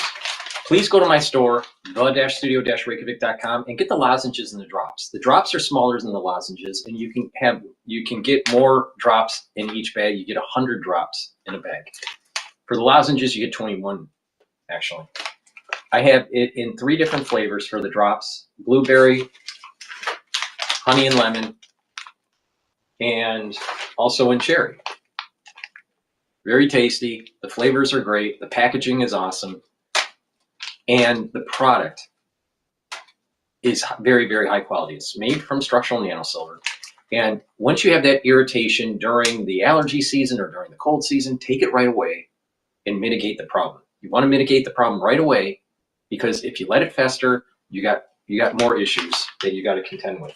So you can also get it in the lozenges size, in a 21 count, either in Manuka honey or in elderberry zinc. So please go to my store, get a few bags for your household. Have some at work, have some at home. Right when you have that irritation, that irritant, take it right away and mitigate the problem. Please go to my store, the-studio-reykjavik.com, use discount 5 and you get $5 off. These are very high quality lozenges and drops. So please go to my store, help support my work, and help support your health and wellness. All right, let's go to Trudeau. Hopefully he's not talking French. You with the Wall Street Journal. But Donald, they point out that even though you're a very smart guy, this is a very dumb thing to do. We two friends fighting is exactly what our opponents around the world want to see. And now, to my fellow Canadians, I won't sugarcoat it. This is going to be tough, even though we're all going to pull together, because that's what we do. We will use every tool at our disposal so Canadian workers and businesses can weather this storm. From expanding EI benefits and making them more flexible to providing direct supports to businesses, we will be there as needed to help. But Canada, make no mistake, no matter how long this lasts, no matter what the cost, the federal government and other orders of government will be there for you. We will defend Canadian jobs. We will take measures to prevent predatory behavior that threatens Canadian companies because of the impacts of this trade war, leaving them open to takeovers. We will relentlessly fight to protect our economy We will stand up for Canadians every single second of every single day because this country is worth fighting for. Les derniers mois ont été stressants. That was the Canadian Prime Minister Justin Trudeau talking about some of the their willingness to work together with the U.S., but concerned obviously about the implementation of those tariffs, and we're seeing some retaliatory tariffs coming fast and furious from Canada. Yep, Justin Trudeau saying that Donald Trump is a smart guy, but this is a dumb thing to do. So distinguishing that. No, it's not. President No, Trump, it's not. It's how you do negotiations. Trump is a genius at this. Guess what?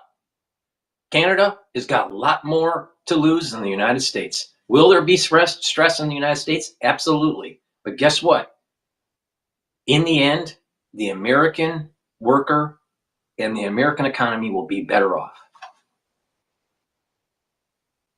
And the Canadian country will be much, much worse off.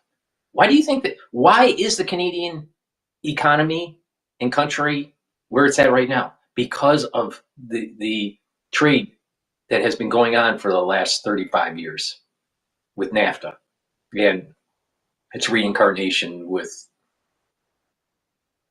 the renegotiation that took place, whatever they call it, MCAA, whatever. But Americans in the long run are going to benefit. But you're going to hear in the news and you're going to see it, at the grocery store. Prices are going to go up. But you know what? Most Americans are overweight. It's time to lose some poundage. Most Americans, guess what?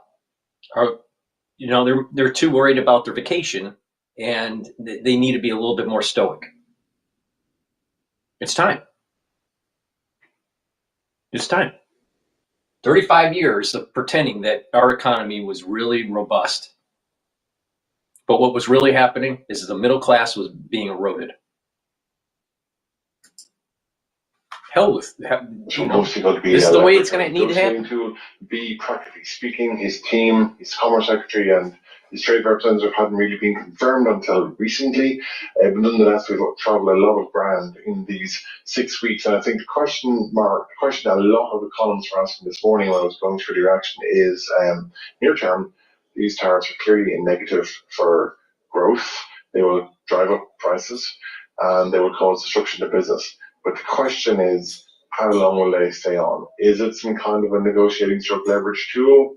To your point about this is grand strategy, people around the president are steering him on this, or are these tariffs going to stay in place long term? And if so, the longer they stay on, the bigger the impact will be to growth. So I think that's one of the key talking points coming out this morning. There is quite a lot of shock among economists. It's happened so quickly, but still question marks over how long are these tariffs going to stay in place. But then there's the context too. In particular, the headline earlier from the Journal that Ontario is now going to be taxing electricity to the U.S. I was talking to Rob Barnett of Bloomberg Intelligence, and he said that in 2024, the U.S. imported about 27 terawatt hours of power from Canada. That's less than 1% of U.S. power needs, right? So some of the headlines and the numbers look really big, but then when you look at the specifics, it may not be that much of a change. And how do you filter through that? That's right. So when we're talking about pain, most economic pain will be felt by Mexico and Canada. They're expected to even fall into recession. And obviously, there will be considerable pressure on China's exporters too, giving a total of 20% tariffs now. So the US is shielded to that extent.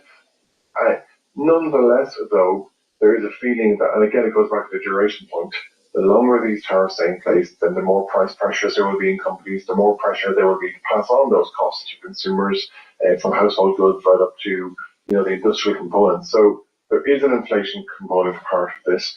And then the second round effect will be, well, if that's the case, how are people going to respond in terms of buying goods? How will consumption patterns adjust and change? Will people buy less? Will there be less investment by companies? And then you get into the growth round. So, to your point, there is context to all of this. President Trump says it will drive investment. But there's also a case that economists are making that there will be near-term economic pain too. All right, and thank you so much. We appreciate that. And current economics reporter for Bloomberg News. He's based in Washington, D.C., giving us some color on these tariffs. Again, Canadian Prime Minister Justin Trudeau making some comments there about the trade situation. Right now, let's go down and check with Charlie Pellet, getting Bloomberg Business Flash. All right, thank you very much, Paul Sweeney. The Dow, the S&P, NASDAQ, all declining by 1.5% or more. Right now, we have got the S&P down 102. That is a drop of 1.6%. The Dow is down 1.7%. Dow Industrial is down another 744 points, while NASDAQ is lower by 285 on the NASDAQ Composite Index, a loss right now of 1.6%. The 10-year 4.13%, the 2-year 3.88%. We do have spot gold trading higher, up by $16 the ounce, $29.09, up by about 0.6%. And West Texas Intermediate crude 67.50 a barrel, WTI down 1.3%. Brent right around 70.41 right now on Brent crude, down 1.6%. Cannot ignore the move in Bitcoin, dropping now by another 3%. Bitcoin at 82,757. So again, recapping, the Dow, the S&P, NASDAQ in the red, with the S&P down by 100 points. Tariff Tuesday, a drop right now of 1.7%. Back we go to the Bloomberg Invest Conference. Once again, your hosts, Paul Sweeney and Alex Steele. All right, thanks so much, Charlie Pellet. We appreciate that. Paul Sweeney, Alex Steele here. Happy Tuesday. Tough tape if you're looking at the equity market. We are live from the Bloomberg Invest Conference 2025. We have all the top minds in finance talking about the pressing issues, not only how to invest money, but the future of some of the significant things and the transition that we're going through, like, for example, AI. And here joining us on set is Ben Wren. He's founder and CEO of SigTech. Now, SigTech is a London-based fintech company spun out of Brevan Howard in 2019, and it basically tries to help quants and users manage the capital markets. I'm not really sure I know what that means, so luckily Ben is here for us. All right, so give us the quick pitch on what your company actually does. SigTech, we build specialist AI agents these days to help people make better decisions in capital markets, but also to automate a lot of the very high-value intellectual but not very creative workflows. We can reduce a lot of the things people do today, which are a bit boring, done from many hours to 30 seconds. I think that makes a big difference in terms of productivity. All right, here's an example that I can think of, Mike. Okay, tell me. Being at the printer, not far from here, a couple blocks from here, down the at the 2, 3 o'clock in the morning, going over a bond prospectus.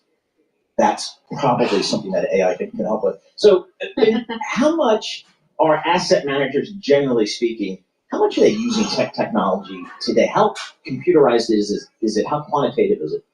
I think in the last 15 years, there's a big trend in asset management to adopt more and more technology. And we can see this shift in terms of people using more data-driven investment processes, and people hire data analysts. And but Gen AI in the last few years is a big step change. I would say it's an unprecedented change in this trend. Just in terms of it's no longer incremental. There's a before and after. And when we think about previous technologies, we mainly focus on what we call explicit knowledge that we can codify, describe, and therefore use programming language to automate. But only until now, we're able to distill and automate so-called tacit knowledge, the knowledge that resides in our head, but we can't really so easily write it down and describe and codify. But now we can actually automate those, and there are plenty of those workflows and processes, especially in financial services. So, how would you help like a regular quant manager? Like, I go to you and I'm like, hey, I need your product to help me get better, faster, or find better trends in the market. Yeah, for quants, I think quants started with more number-driven. Trend following is if you do it like in a very simple way, it's entirely number-driven. But these days, we are moving to a world where we have to deal with numbers and text as two modalities at the same time.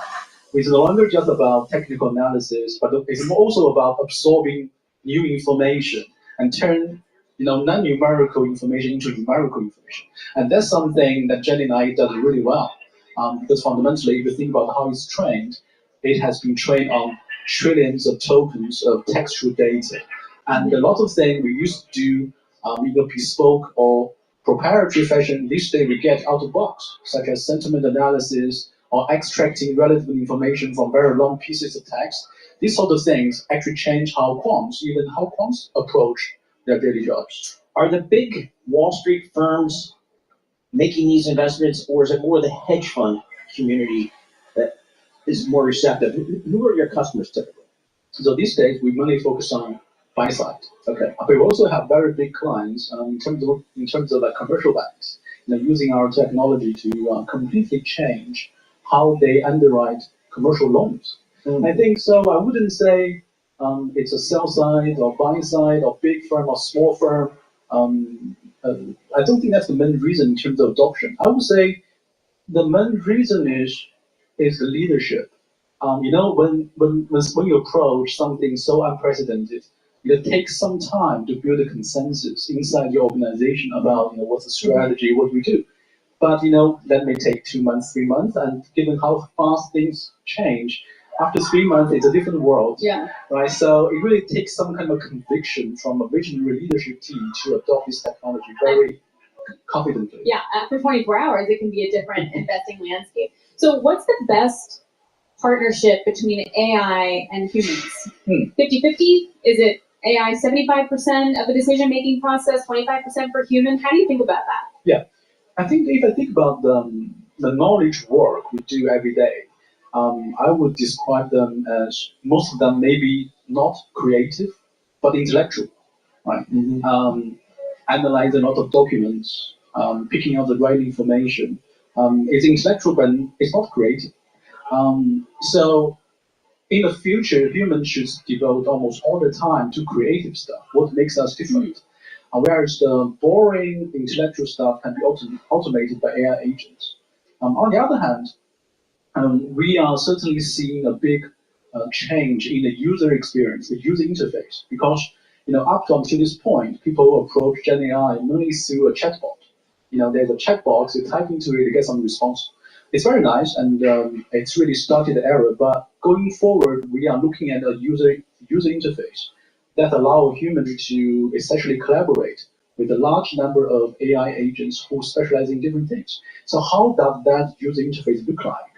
And how does that AI-human fusion intelligence look like? It's a very active field of research, trial and errors. So this sounds like, from what I understand of AI, a lot of computing power requirements. Talk about the investments that you think these financial firms need to make, are making, or maybe need to step up. Yeah, in terms of intelligence, the way I think about it is it's very similar to electricity. Okay. So we are currently in the first stage of investing in the infrastructure, right? And if you're going back in history, in the last 200 years, the way we started building electricity grid, there's one magical number, which is 1%. The countries throughout the history spend about 1% of nominal GDP on building power grid, from 200 years ago in Britain all the way to today. So the big tech this year announced $300 billion in investment into Gen AI data centers. That's almost exactly 1% of the US GDP today. So it's about 30 trillion. So in terms of infrastructure investment, we are there. And people are building incredibly big mega AI clusters across the country.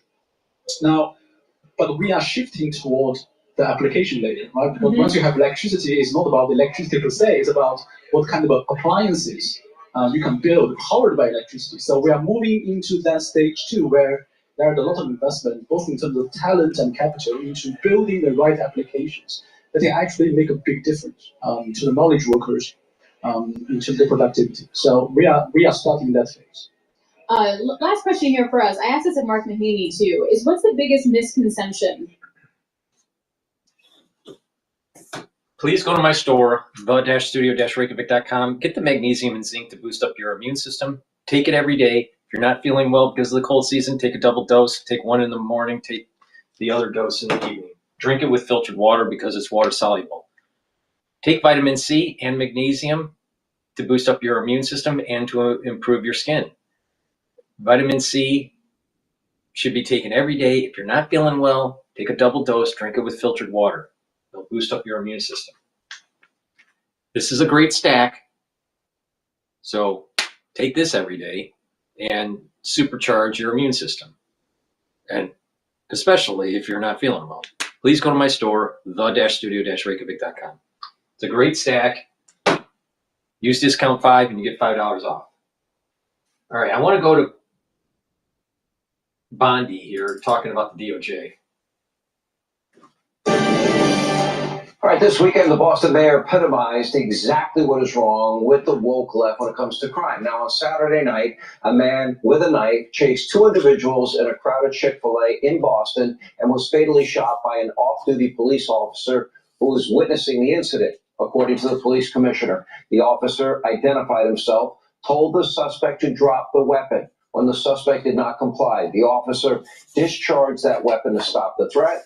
But when it was time for the Boston mayor, Michelle Wu, to speak, she expressed sympathy for the knife-wielding suspect, but not the 2 individuals who were nearly stabbed. Take a look. My condolences and all of our thoughts are with the family of the individual whose life has been lost. And I'm also thinking of all the people who were impacted here today in one of the busier parts of the city with this tragedy. Then when asked about the backlash following her statement, Mayor Wu actually doubled down on stupid. Take a look. You know, it's unfortunate to politicize being at the scene of a tragic incident.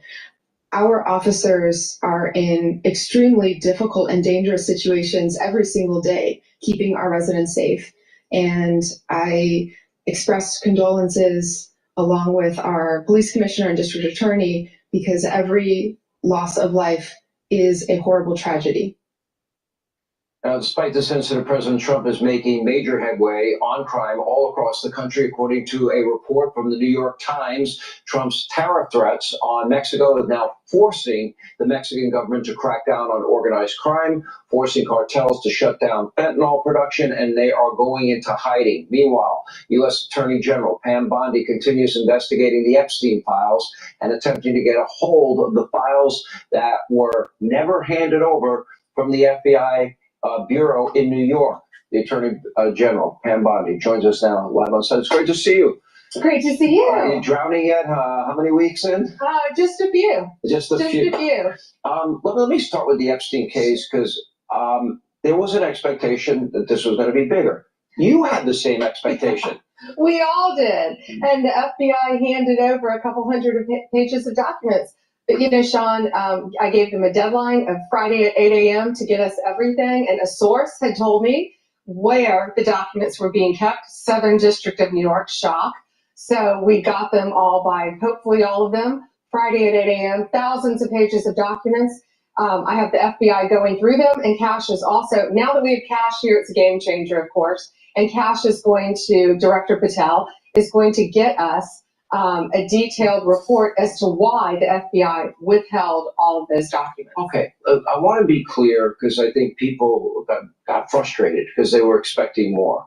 You were expecting more, and you didn't find out less than 24 hours before the release. You got a whistleblower that confirmed that there were way more documents that they were supposed to turn over, and then you found out just before that. Well, sure. And you're looking at these documents going, these aren't all the Epstein files. You know, there were flight logs, there were names and victims' names. And we're going, where's the rest of the stuff?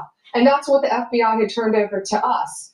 And so a source said, whoa, all this evidence is sitting in the Southern District of New York. Yep. So based on that, I gave them the deadline, Friday at 8, a truckload of evidence arrived. It's now in the possession of the FBI. Cash is going to get me and himself really a detailed report as to why all these documents and evidence had been withheld. And, you know, we're going to go through it as fast as we can, but go through it very cautiously to protect all the victims of Epstein, because there are a lot of victims. Well, you had identified in phase 1 over 254. Mm-hmm. Okay. Now, is that the only thing that would be redacted? Will everything else be made public that you get in your possession? Yeah, the FBI hasn't had, obviously, they haven't looked at the thousands of pages of documents that they just received Friday. Yeah. But Cash has a team going through them, and it's always about protecting the victim. But you know what? We believe in transparency, and America has the right to know. The Biden administration sat on these documents. No one did anything with them. And why were they sitting in the Southern District of New York? I want a full report on that. Sadly, these people don't believe in transparency, but I think more, unfortunately, I think a lot of them don't believe in honesty. And it's a new day. It's a new administration. And everything's going to come out to the public. The public has a right to know. Americans have a right to know. And that goes the same with the JFK files. JFK, files, Martin MLK. Luther King. Yeah, absolutely. What are the things that, and maybe some people don't understand the need to redact. In the case of a victim, that should be pretty obvious to people. What are the other things that maybe you would have to redact? Well, national security? No, of course, national security, some grand jury information, which is always going to be confidential, but we'll see. Let's look through them as fast as we can, get it out to the American people, because the American people have a right to know, not only on that, but on Kennedy, on Martin Luther King, on all of these cases that the Biden administration has just sat on for all these years. So yeah, it's really, it's not sad, it's infuriating that these people thought that they could sit on this information, but they can't. It's a new day, and we believe in transparency, and it's going to come out. And when we redact things, Sean, what we're going to do is not just pull pages out like they used to do. If something's redacted, you will know the line, and you will know why it's redacted. The victim's name, identifying information of a victim. Let's talk a little bit about the DOJ prior to your arrival. I believe it was weaponized. How do we prevent that from ever happening again? I believe that once the FBI was the world's premier law enforcement agency, and that was weaponized and politicized. I believe the same with our intel community. How do we restore these institutions to their former greatness? Well, first and foremost, we got rid of the Jack Smith team. Gone. Those people are gone. We're still trying to find out.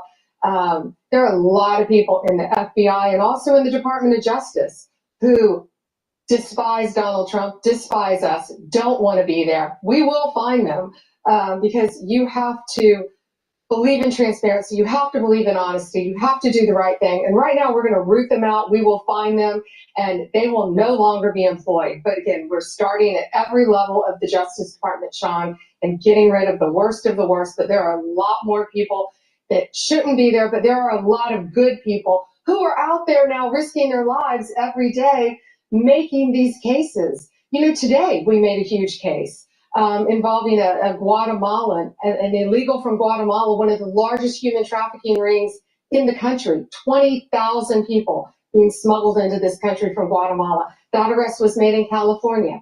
Last week, an illegal was arrested in New York for ISIS, funding ISIS. It's constant. We are going to get out there. We're going to arrest the bad people, take them off the streets, and restore the Justice Department to what it was made to do, fight violent crime. Were you, or are you up to this point, I know it's very early in your tenure, are you at all shocked at how things were running before you got there?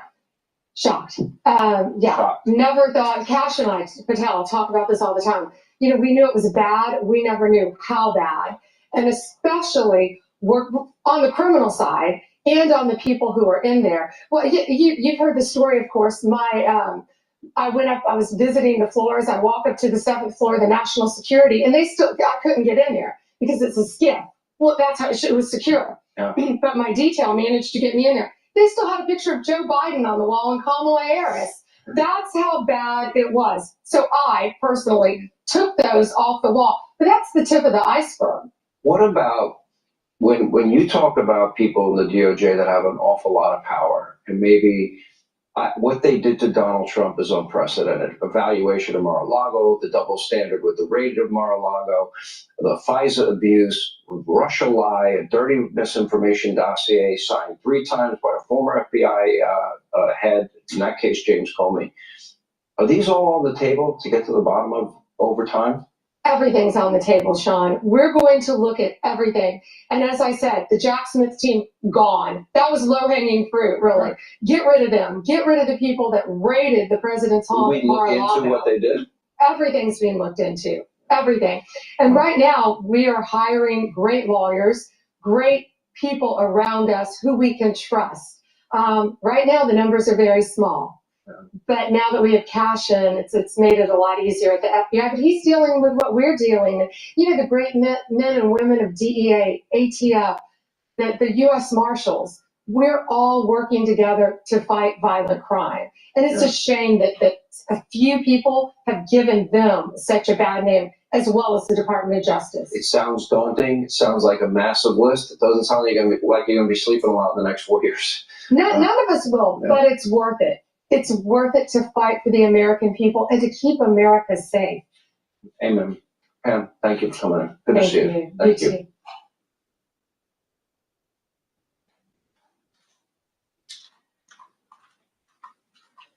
Alrighty. Well, lots going on, that's for sure.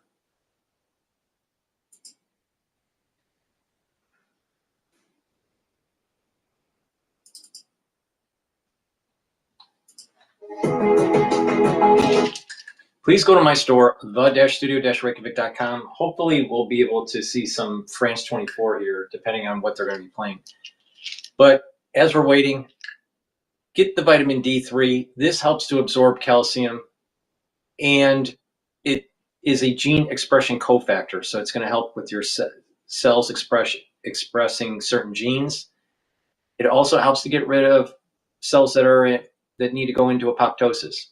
Vitamin D3 is something that you should be taking every day. But not just that, stack it with K2. That will help with the calcium absorption. But not just that, it's going to help when you do resistance training to build more density in your bone. Very powerful stack to do that. And by taking D3 and K2, you can also help with your cardiovascular health. So please go to my store, the-studio-reykjavik.com. Take the vitamin D3 and the K2 together. This is a very powerful stack, dual purpose, help with your bones and help with your cardiovascular system. All right, let's listen to what France 24 has to say. The UK government has also slashed foreign aid as they seek to increase defence spending. They are not alone, with European governments also cutting back aid, including France, which has reduced its budget by some 37%. But aid groups warn it will be women and girls who will bear the brunt, as Jennifer Ben-Brahim explains. A new era of global insecurity and cutbacks. The UK is joining other countries around the world in slashing international aid funding, a decision Prime Minister Keir Starmer says he did not take lightly. Well, there is no driver of migration and poverty like conflict. And that is why ensuring that by taking strong action now to deter tyrants like Putin, we have to take decisions we've made today. £6 billion of savings to be poured into the defence budget, a choice that many charities believe will have a devastating impact on marginalised groups such as women. We are very concerned and we know what these cuts mean. We've seen them before. These cuts are going to take away support from women and girls who are hardest hit by conflicts. And that in turn is going to increase inequalities, which further increases global insecurity. Keir Starmer's announcement comes as the Trump administration is set to freeze 90% of US aid contracts. The UK and the US are the top donors when it comes to funding for sexual and reproductive health rights. I heard reports from our teams in Uganda who were saying that in one region of Uganda, a local anti-choice NGO has really piggybacked the stop work order from the US government to say that this actually means that contraception is illegal. Women are flocking to clinics to have their implants removed because they're scared. They think that they're breaking the law. And, you know, that's just a really clear example of how these political gestures really fuel misinformation and then have real-world impacts on the lives of individual women. Women around the world are already feeling the effects of these policy decisions, like in Kisumu, Kenya, where around 11% of the population is HIV positive. I didn't take this announcement well because I've seen in the past that those who had the HIV virus and didn't stick to or miss their medications died and left their families. So I picture myself already dead and leaving my children to suffer. European countries like France and Belgium are also cutting back. The Netherlands, one of the biggest funders of family planning aid, is slashing its budget by 30%. redirecting funds to projects at home. Now, when you think of a psychopath, what images immediately come to mind? Most likely they would be that of a man, be it Adolf Hitler, Jack the Ripper, Charles Manson, or Joseph Stalin. All right, let's just go back to Bloomberg here.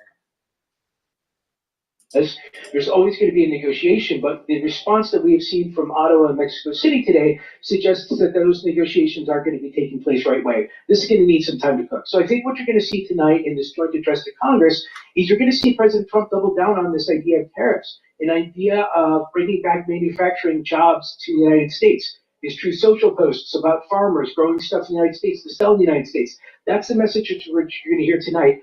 Wall Street probably isn't going to like that, but I don't think you're going to see any reaction from the White House in terms of Wall Street for a couple of weeks at the earliest. So Nathan, what is the feeling in D.C. amongst Congress, just the system, the bureaucracy about where this is all going here? Yeah, so there's going to be a lot of unease, especially amongst the Republicans in terms of these tariffs. Senator Rand Paul even just tweeted 2 hours ago that, look, tariffs are going to increase prices, and he cited automobiles. That auto prices are going to go up as a result of these tariffs. Senator Grassley from Iowa, he's going to have a problem this tonight as well, because as President Trump says in the speech, look what I did in terms of the tariffs. Well, China put retaliatory tariffs on soybeans. There's a lot of soybeans that go to China from the United States. So I think what's going to happen is over the next few days, in terms of this Republican response, is they're going to wait to see what happens. Now, Target and Best Buy have already said that price increases are probably going to be coming in the next few days. Is this enough to get President Trump to change his mind? Probably not. But as these farmers talk to folks like Senator Grassley, they're going to be saying, look, soybeans are down. We don't have a place to sell. So if you're not going to give us tariff relief, then you have to give us subsidies via a farm bill package. So there's a lot of unease negotiations here to be taking place between Congress and the White House over this tariff policy. Which is what we heard from Justin Trudeau of Canada saying we're going to support businesses that are going to be hit by these tariffs when he was speaking earlier today. So this all comes ahead of the State of the Union. Nathan, what's going to be, say, the top 1 or 2 things that you need to hear to help, make a policy decision, have conviction on where we're headed? Yeah, so when it comes to tariffs in particular, I'm not exactly sure what look, we're going to be seeing if there's any nuggets that President Trump says in this speech that Canada and Mexico can come back with. Now, President Trump has always said this is about fentanyl.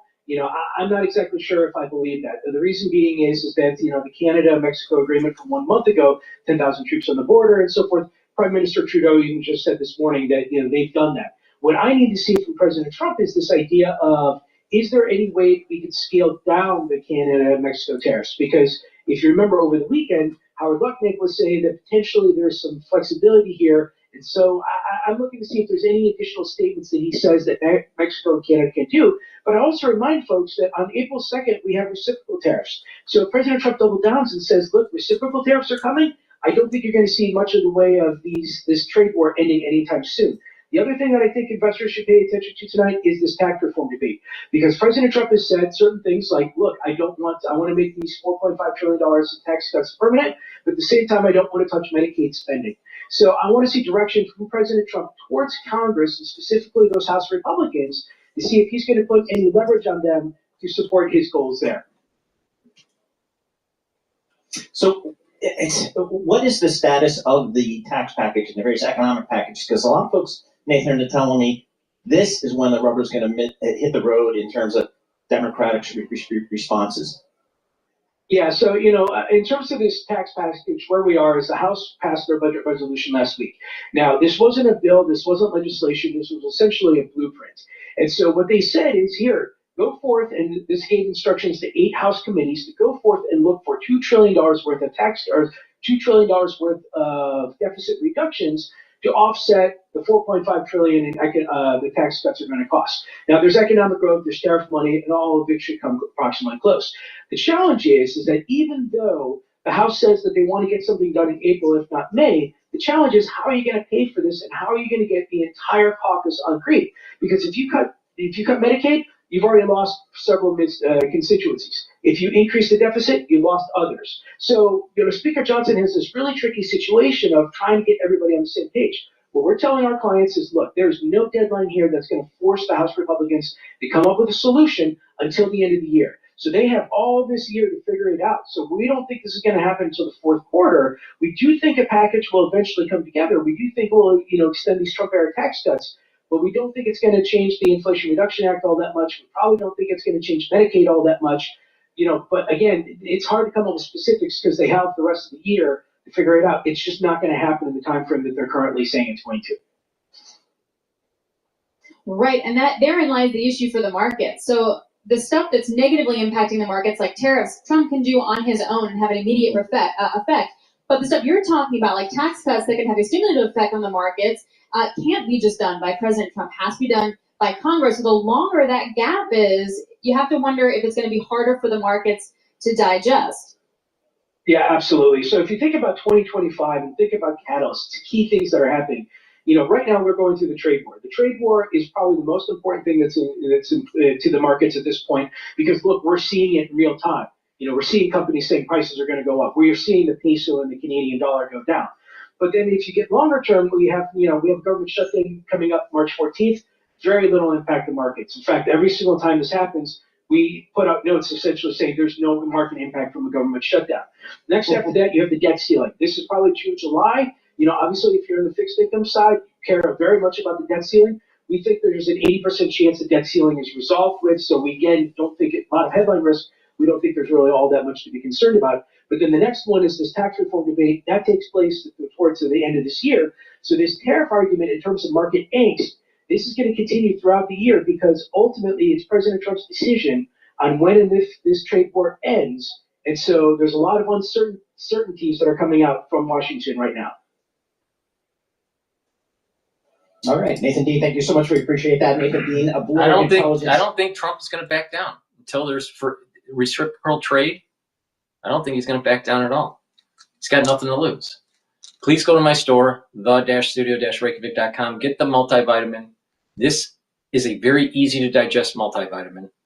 And by taking a multivitamin, the minerals and the vitamins in here will act as cofactors for enzymatic activity. Your enzymes need cofactors, certain minerals, certain vitamins to perform their function better. All right? So by taking a multivitamin every day as part of your stack is really important for overall health.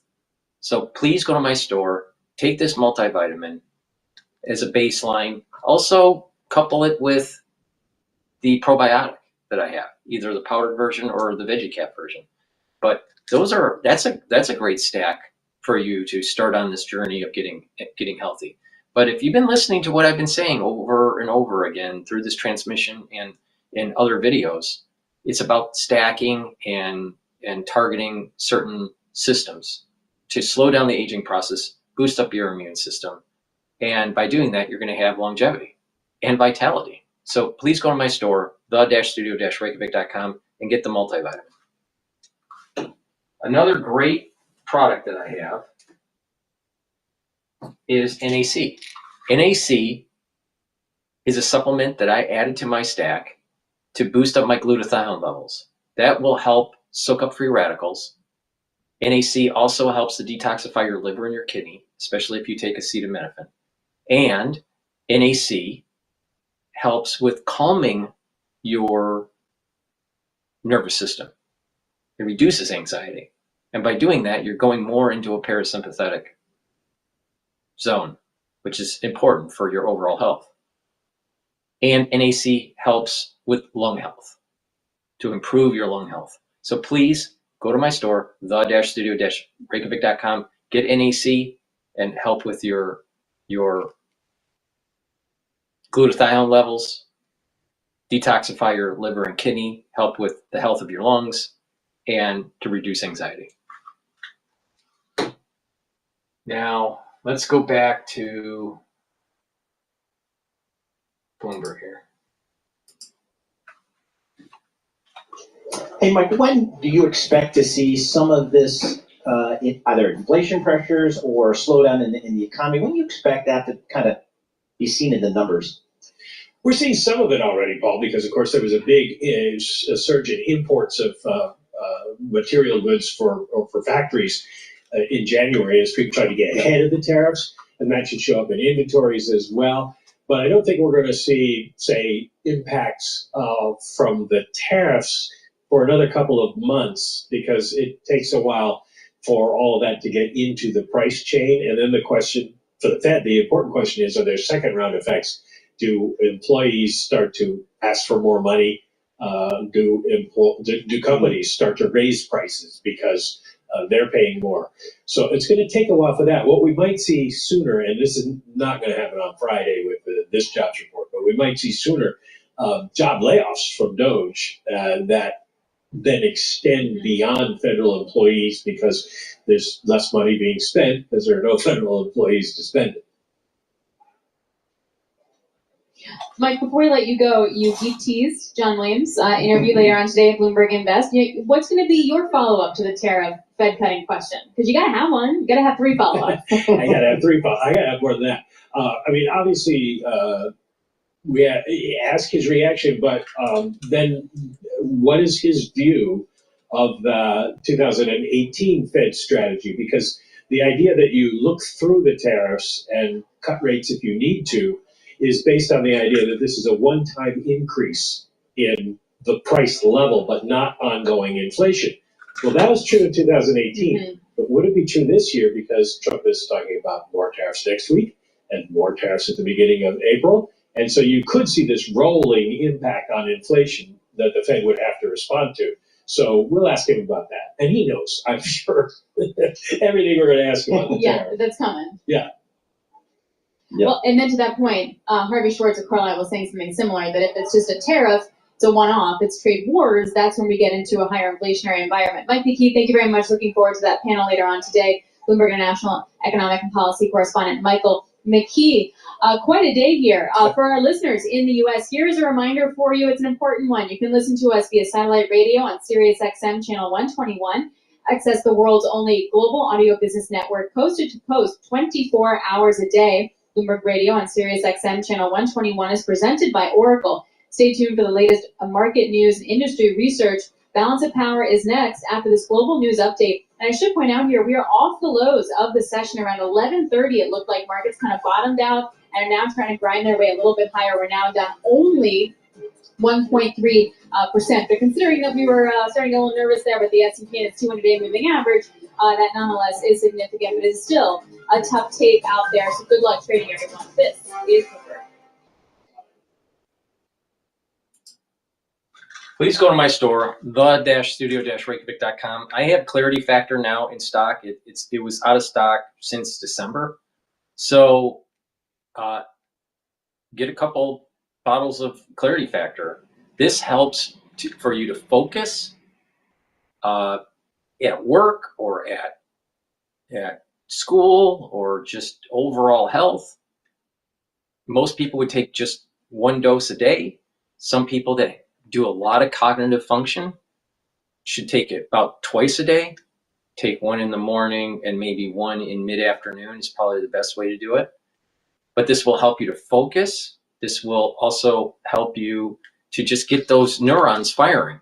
And by getting those neurons firing and you're focused, then you're going to help to consolidate. You're going to help with your memory and support your memory, right? So this is a great supplement to allow you to focus while you're working and, if you're in school or whatever, all right, and to help support your memory. So please go to my store, the-studio-reykjavik.com. This is a great product. It unfortunately was out of stock for quite a while, but it's in stock now.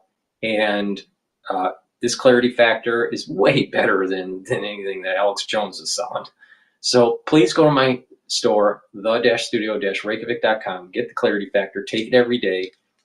Be focused at work or in school or just your overall mental acuity and support your memory.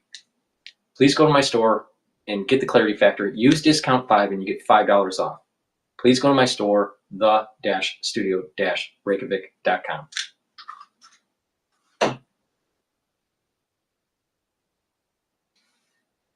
Now, we haven't done a video off of TV7 Israeli news in a while. So let's play that.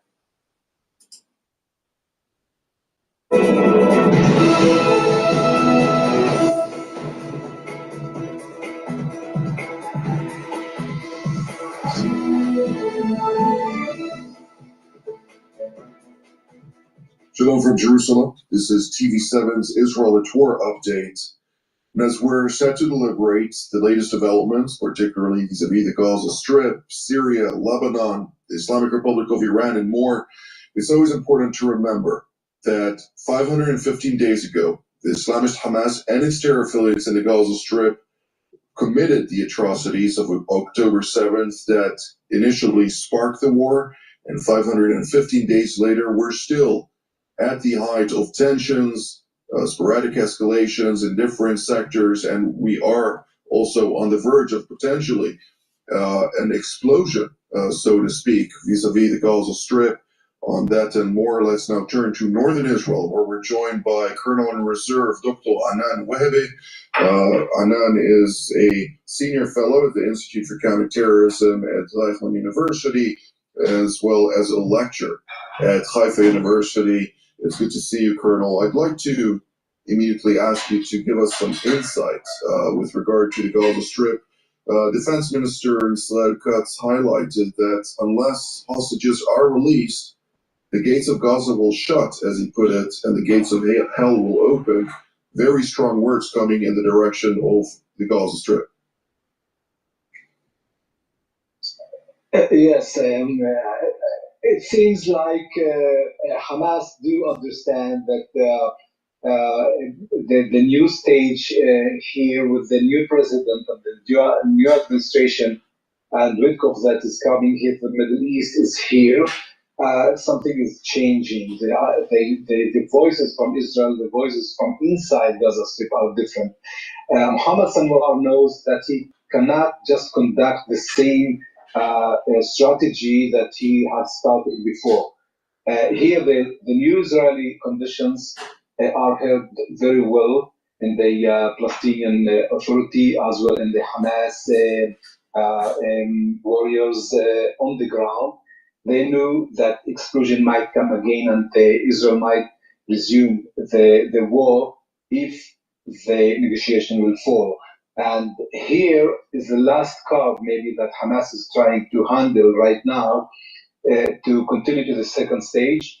They still have the hostage that they do have alive and dead, and there's lack of trust, total lack of trust to the Israeli side at the moment. And Hamas are trying to go back to the Arab states, to Cairo, and maybe there will be some backing of somehow handling the situation. And the fear of Hamas is what will happen after the deal, not the deal itself, but after the deal, immediately after the voices from the Israeli government is that we are will continue to implement that we have declared first. Hamas will not dominate the Gaza Strip, and we will disarm totally Hamas. So they are afraid from the day after much more than the next stage of the negotiation. Absolutely. Well, with that being said, Israeli Prime Minister Benjamin Netanyahu addressed the Knesset plenum yesterday, Knesset Hebrew for Parliament, during the course of which he did highlight that the gap, as he put it, is too wide to breach right now. That was the conclusion of U.S. Special Envoy to the Middle East, Steve Witkoff, who therefore provided a new outline. This new outline is quite significant, but while Israel accepted the outline, Hamas continues to reject it. For that, I'd like to turn now to Central Israel, where we're joined by Ambassador Danya Yalon, formerly Israel's ambassador to the United States, a chief foreign policy advisor at the Prime Minister's office and deputy foreign minister, among a long list of different positions, and of course also the host of TV7's Middle East Review. It's great to see you, Ambassador. I'd like to gain somewhat of insight from you what is the calculus right now between Washington and Jerusalem when we're talking about the Gaza Strip? Well, Jonathan, it seems like the policy on the aim, the objectives of Washington and Jerusalem are very well aligned, probably more aligned than ever before. I do not recall such a coordination where there is simply no daylight. And we see actually that the statements that come from Washington and from Jerusalem are very much similar, I would say almost identical. And here it is quite clear from both Israel and the United States, and I believe also for most of the Arab countries, the elimination of Hamas as a fighting force, as a government, ruling force, and even more than that, is quite obvious. Now, the question is, how do you do it? And this is why I believe we go back to a maximum pressure. This is what is very well known in Washington, a strategy of Trump, who likes to, I would say, apply maximum pressure on opponents, whether it's the Ukraine or whether it was Iran, and now it is Hamas. And this is why we see now Witkoff, the presidential envoy, actually delay his arrival here because he wants Hamas to agree to the extension of phase A of the deal. And there is also a good, I would say, reason here until the end of the Ramadan, the end of Passover. And during this time, he would like to see more hostages freed and giving a chance for the Arab countries. And today we know that they are, were all summoned, the Arab League leaders in Cairo, to come up with a plan for the day after Hamas in Gaza. Yeah, with that being said, just an observation, it seems like Steve Witkoff and President Trump both have some sort of good cop, bad cop approach right now, where Steve Witkoff, the presidential envoy, is seeking to negotiate and trying to establish all kind of goodwill gestures and highlighting the necessities and the goodwill and so on and so forth. Well, President Trump says, you know, if they don't comply, destroy them. You know, Israel has a green light. This has now shifted somewhat, where we see the envoy coming out and saying, you know, if Israel decides or observes that there is no reason to continue to negotiate, since Hamas has already violated the deal on multiple occasions, and there are guarantees by the Americans after 42 days that the resumption of fighting may occur at any time in accordance with Jerusalem's considerations. This may erupt altogether, of course, and bring about a new paradigm shift. But with that being said, and for that, I'd like to turn to elsewhere in central Israel, where we're joined by Brigadier General in Reserve, Doron Gavish, who is the commander of the Israeli Air Force Task Force for Missile Defense. It's great to see you, General, as usual.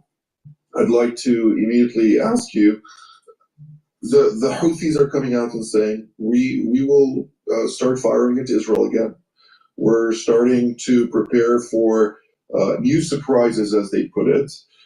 We hear additional terror proxies affiliated with the Islamic Republic of Iran, that is, also highlighting their steadfast support for the Islamist Hamas in Gaza. But there is some shiver in their words, so it seems. What can you tell us about that? Well, Jonathan, allow me just to add a word to the discussion that was held before with regards to the Gaza Strip. I think that what is really changed in the way that the U.S. new government is looking at things, and it is that their state of mind is that when you deal with the enemy like the Hamas, you have to come to agreement after they are being defeated. And this is something which is completely different from what we've seen before, and I think this is also something that drives a lot of the decisions that would be made with regard to the Gaza Strip. Going back to your question and the Houthis situation, from the Israeli point of view, and I think also from the US and probably also from the international point of view, this is still an open case, the Houthis and the situation with them. We have to remember that they are still interfering to the naval routes. They are still influencing the economy, for sure, of Egypt and others, and of course also the European community. And when it comes to their military capability, of course that Israel is being prepared to it. We've seen them trying to shoot toward Israel missiles, ballistic missiles, UAVs. The vast majorities of them, of course, were intercepted by Israel and also by the coalition led by the United States. And this is something that everyone is prepared. I think that here too the difference is not, it's looking at the overall strategy, and I think if in the past, the overall strategy, if the overall strategy was mainly defending together, although there were some strikes that were done in Yemen against those Houthis, I think that this strategy would be changed this time. And this is something that, of course, they will tell, and this is something that the Yemenis and Houthis, would have to take in consideration. And this was something also that was declared, that Israel is not going to stay back and only be on the defense if they would strike or attack Israel. Indeed. Well, Colonel Webe, I'd like to shift gears to Israel's northern front. Prime Minister Netanyahu, in his speech to the Israeli parliament, highlighted that, Hezbollah is now on its knees.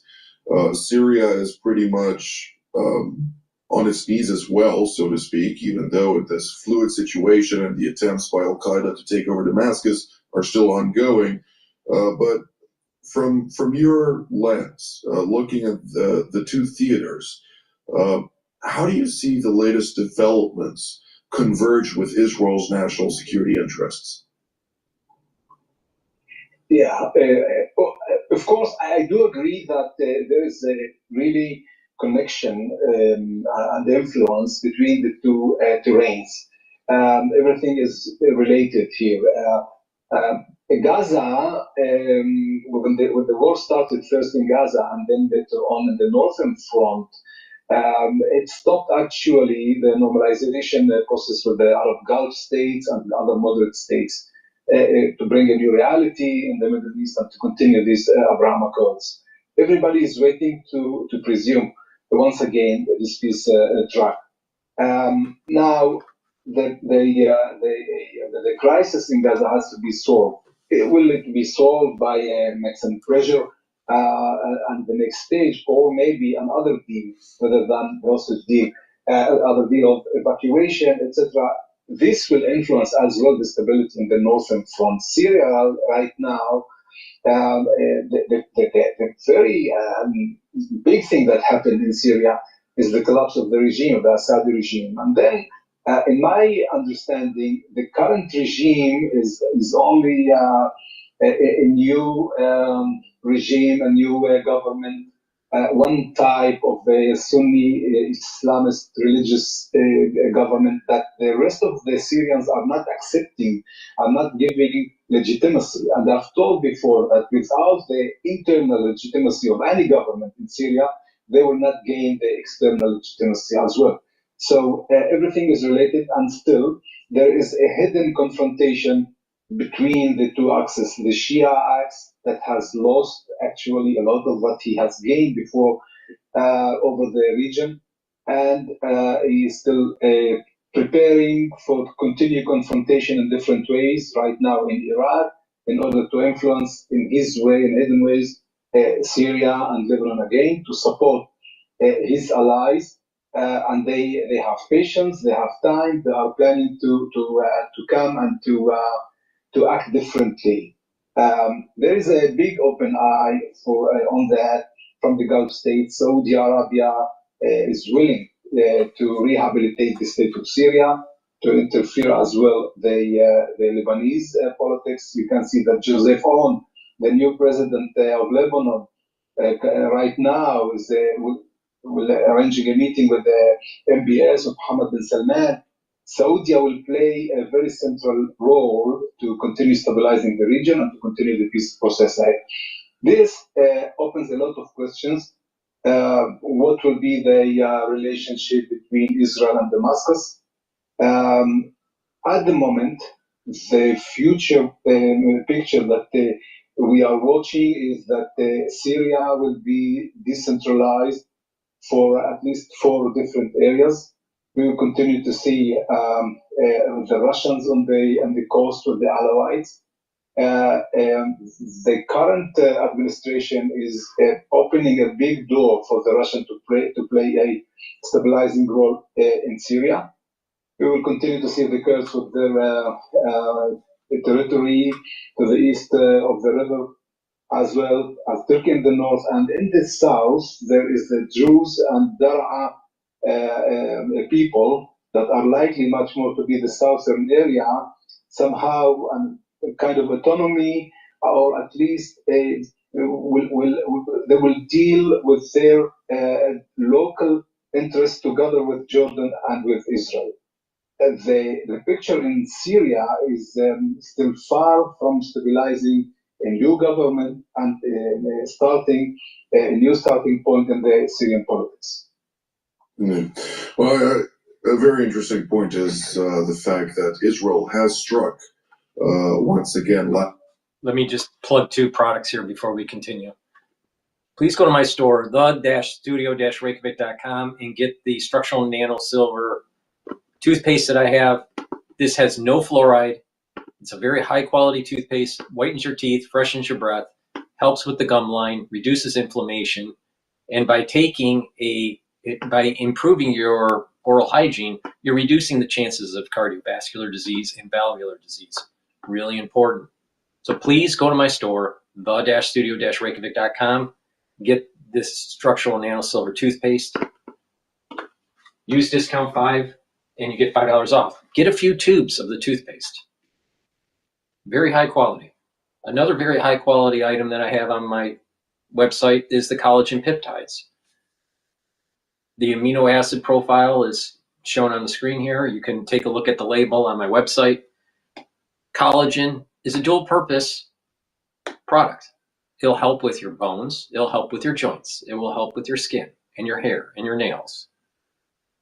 It'll help with your tendons and ligaments and cartilage. Really important. Now, collagen peptides, this container has a big scooper. Take 1 scoop a day, mix it with soft foods or with filtered water. Some people mix it with milk. It's up to you, or a shake.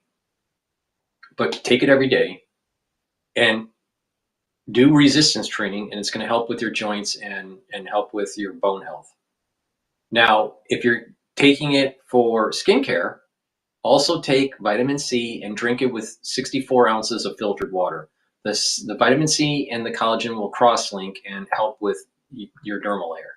So please go to my store, the-studio-reykjavik.com, get the collagen, very high quality. Yes, it is a little bit more expensive than the typical collagen that you'll be able to find elsewhere, but this is very high quality, all right? You get what you pay for. But like I said, if you buy my anti-aging boxes or longevity boxes, you get a built-in discount, and you can use discount 5. So there's ways to save money. It's just that you have to, use the discount and purchase the anti-aging and longevity boxes. So, or you can just purchase the items individually. It's up to you. But please go to my store, the-studio-reykjavik.com. Get this very high quality collagen.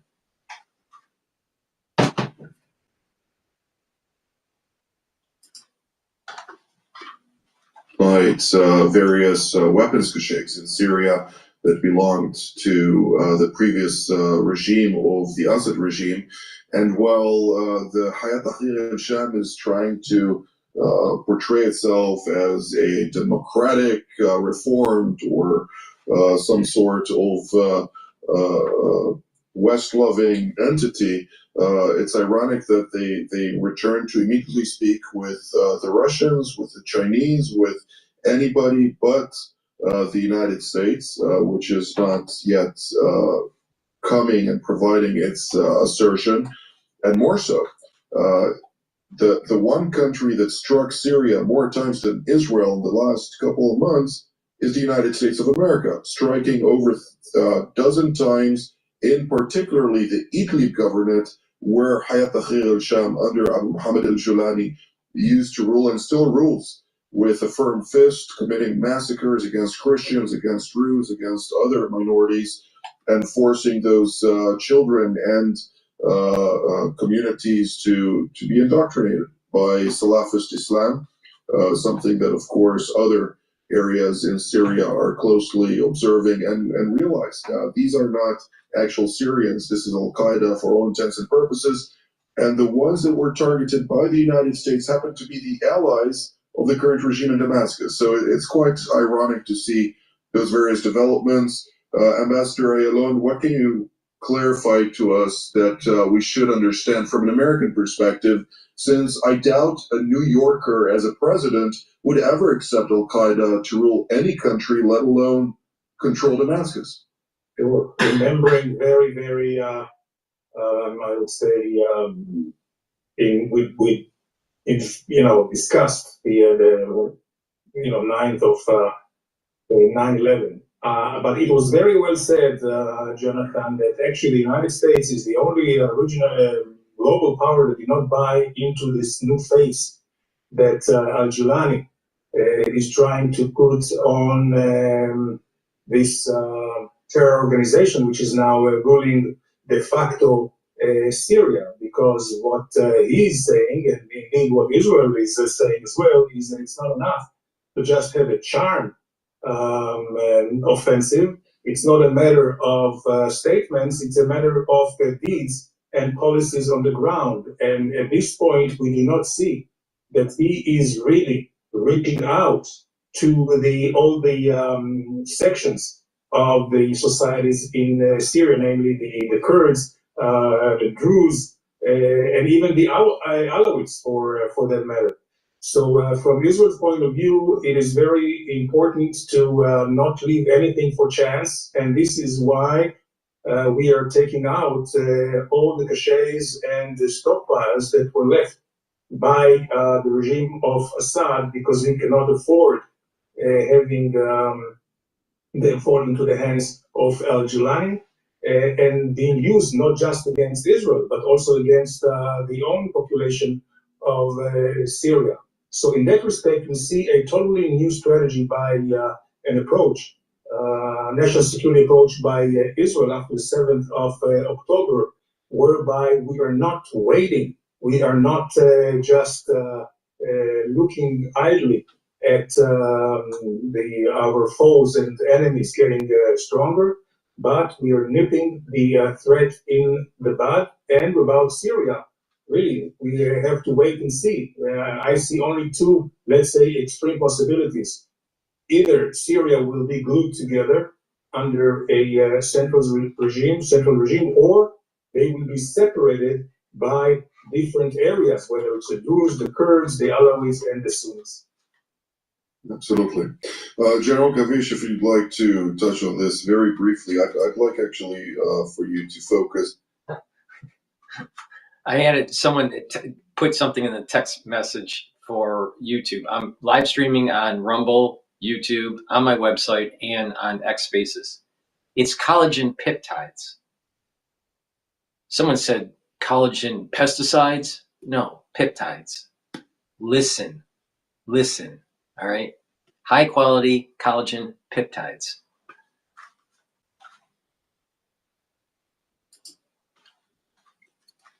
On Iran, since we don't have very much time left, and I'd still like to touch on that. There is the term in Hebrew, shtika roemet, the thunder of quietness, or in English I would term it as the quiet before the storm, since neither the United States nor Israel are talking about Iran at all. And for that matter, yesterday, in a 45-minute speech that in the past would probably be a third about Iran by the Israeli Prime Minister Benjamin Netanyahu, he merely said one sentence: "We will not let Iran attain nuclear weapon capability, period," and moved on to the next topic. What are we to read out of that, and to what degree are we in the quiet before the storm? Well, one word about Syria, and I think it is relevant also for Iran. And I would like to echo what was just mentioned by Ambassador Ayalon. I think that more than anything else, it's important to look on the Israeli interest and Israel, I would say, strategy, which has been changed after 7th of October. And the idea is that we're not looking anymore of the combination between our enemies' capabilities and intentions.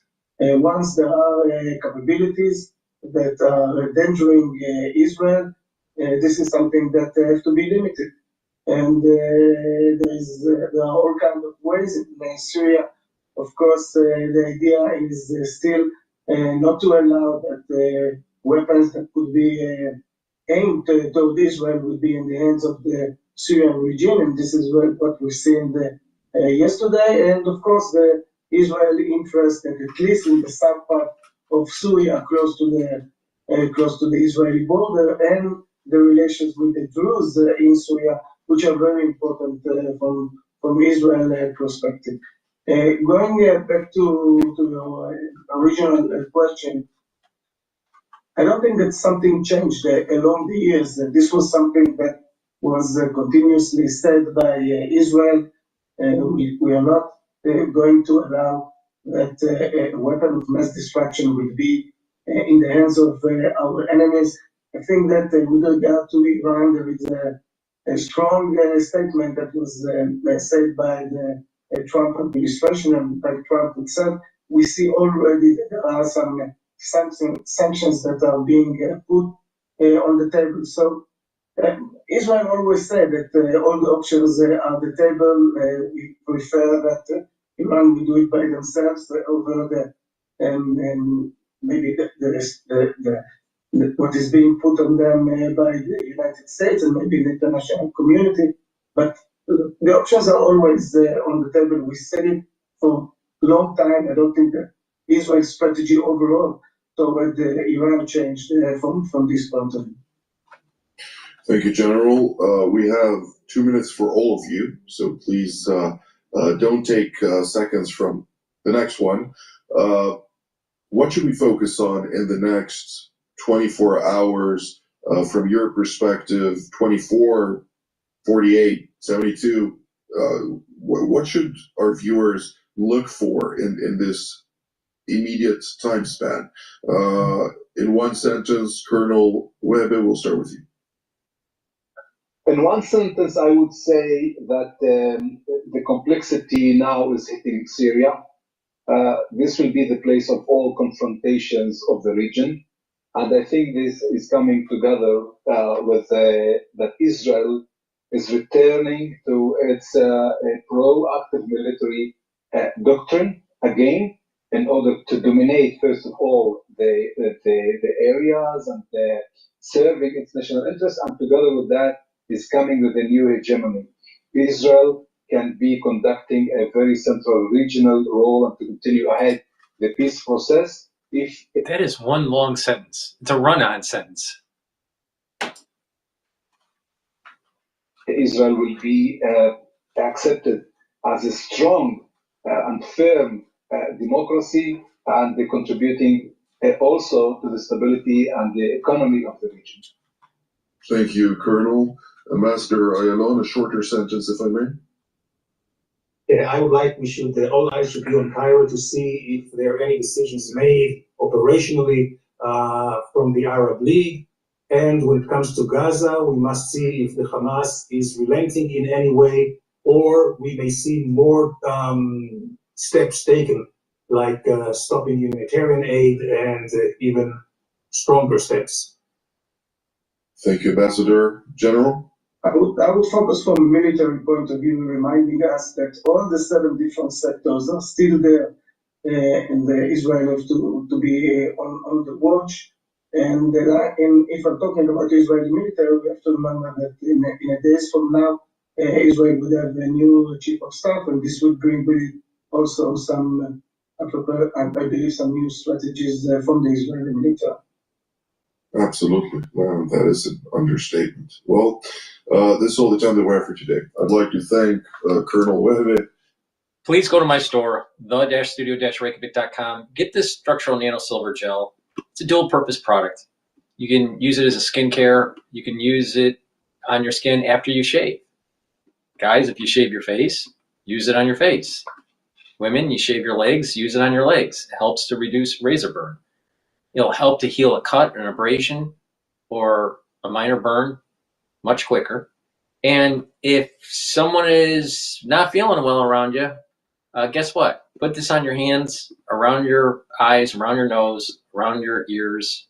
Lightly coat your nostrils. Stays active for 5.5 hours. So during the cold season, and this coworker is sick around you, or someone at home is sick around you, guess what? Take the structural nano silver gel.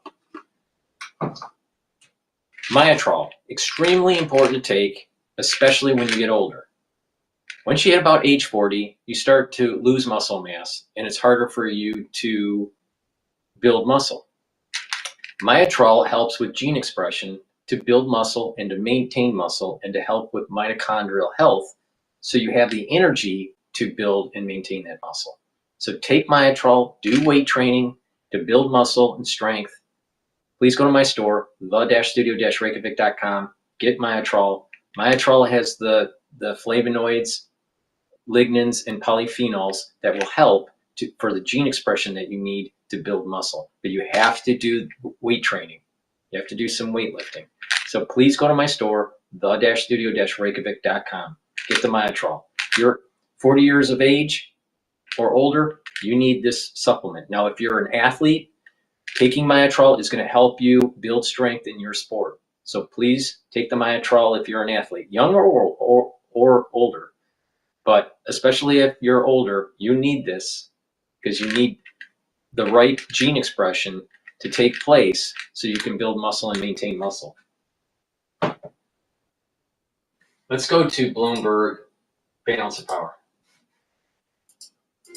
Has the right take on things. We'll assemble our political panel next. The signature panel is with us. All right, on this big speech they're day going on a break in Washington. Rick Davis and Jeannie Shanzano. They're going on a break, so let me plug a couple more products here. And a reminder for the ones that are listening on Rumble and YouTube and X Spaces, I have X Spaces open for people to give me your opinion about the news or ask questions. So please join X Spaces, or you can just listen in. But this is supposed to be interactive show, so please interact. Please go to my store, the-studio-reykjavik.com, and get the NAD+. This helps to boost up your energy levels, helps to repair DNA damage for your cellular DNA and your mitochondrial DNA. You have 2 types of DNA, actually. So, and NAD+ helps to protect neurons. So extremely important to take. Once you hit age 40, you need to protect your neurons. So take this with your stack and protect your neurons. It stacks really well with ubiquinol. So NAD+ and ubiquinol, great stack. Ubiquinol is the highest bioavailable form of CoQ10. It's an antioxidant, so it's going to soak up free radicals. It will help with the health of your mitochondria, so you'll have more energy. And ubiquinol helps to protect your neurons. You stack it with NAD+, and that's supercharging, helping your neural health. Stack this also with Clarity Factor. Taking ubiquinol, NAD+, and Clarity Factor, you're really focused on, neural health and mental acuity. Great stack. Resveratrol. I've been taking resveratrol for decades. And resveratrol will help because it's an antioxidant, so it's going to soak up free radicals. But not just that, it's going to help with the mitochondrial health, so it's going to help with your ATP levels. And resveratrol will help to get rid of cells that are just sitting there, not dividing and collecting garbage, all right? But resveratrol has the max benefit when you stack it with C60, ubiquinol, NAD+. All right? When you stack it, you get the max benefits out of it. So please go to my store, the-studio-reykjavik.com, get the resveratrol, get the C60 and the NAD+, and the ubiquinol, stack them together, or even the clarity factor, and bam, you're really helping with neural health. All right, let's go back to Bloomberg here.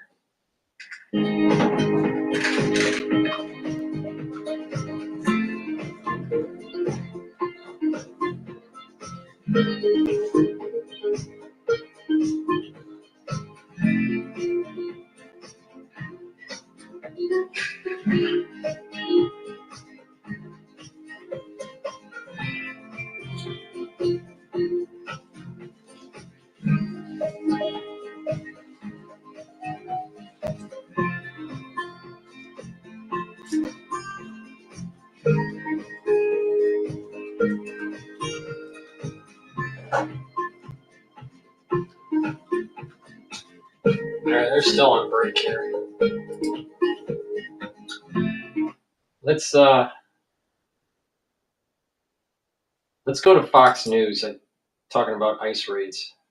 AOC was referring directly to you. What's your response? Well, she needs to understand this country gave President Trump a mandate, and President Trump's carrying out that mandate. We're going to keep President Trump's promise. He promised to make our community safer, especially against illegal aliens who are public safety threats. And that's why we're prioritizing the worst first. This is exactly what we're doing. I looked at the number this morning. ICE has taken just about 30,000 people off the streets of this country that were in the country illegally in a public safety threat. What I've asked the Department of Justice to do is give clear guidelines of when you cross a line, when you're educating criminal aliens how to invade law enforcement, at what point do you cross that line in impediment? I've asked for clear guidance so we can give it to the ICE agents so they can perform within the existence of the law. What she needs to understand, why she says she's educating people to the constitutional rights, she's actually telling people how to invade law enforcement, and because of that, the last operation in New York City, a lot of people weren't opening their doors. A lot of people were hiding based on so-called education from various members of Congress. We're talking about child rapists that we weren't able to apprehend because they took an advice from people, how to invade law enforcement.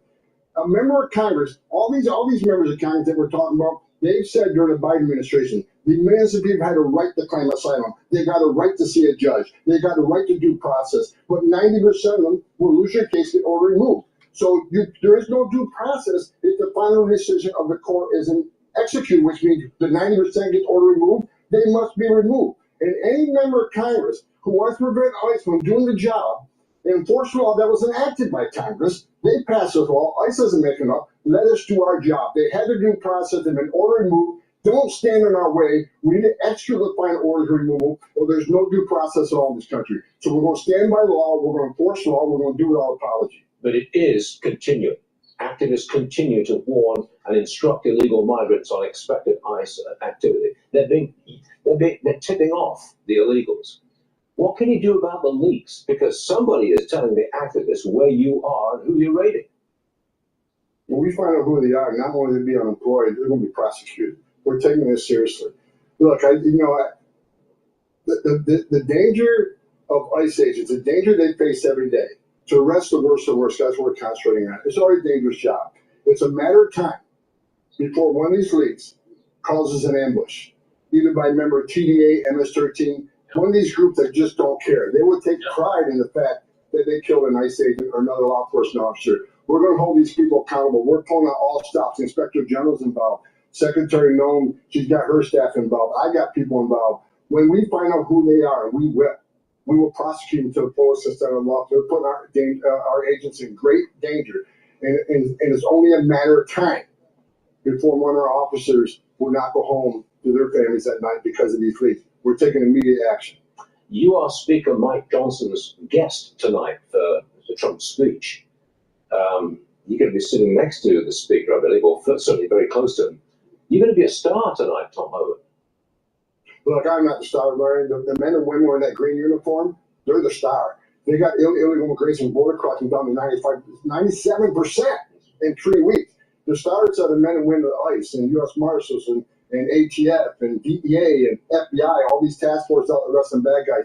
They're the champions out there. But look, none of this happens. The border numbers are on 97%. Why? Because President Trump is a strong president. He made executive decisions. He wrote a series of executive orders.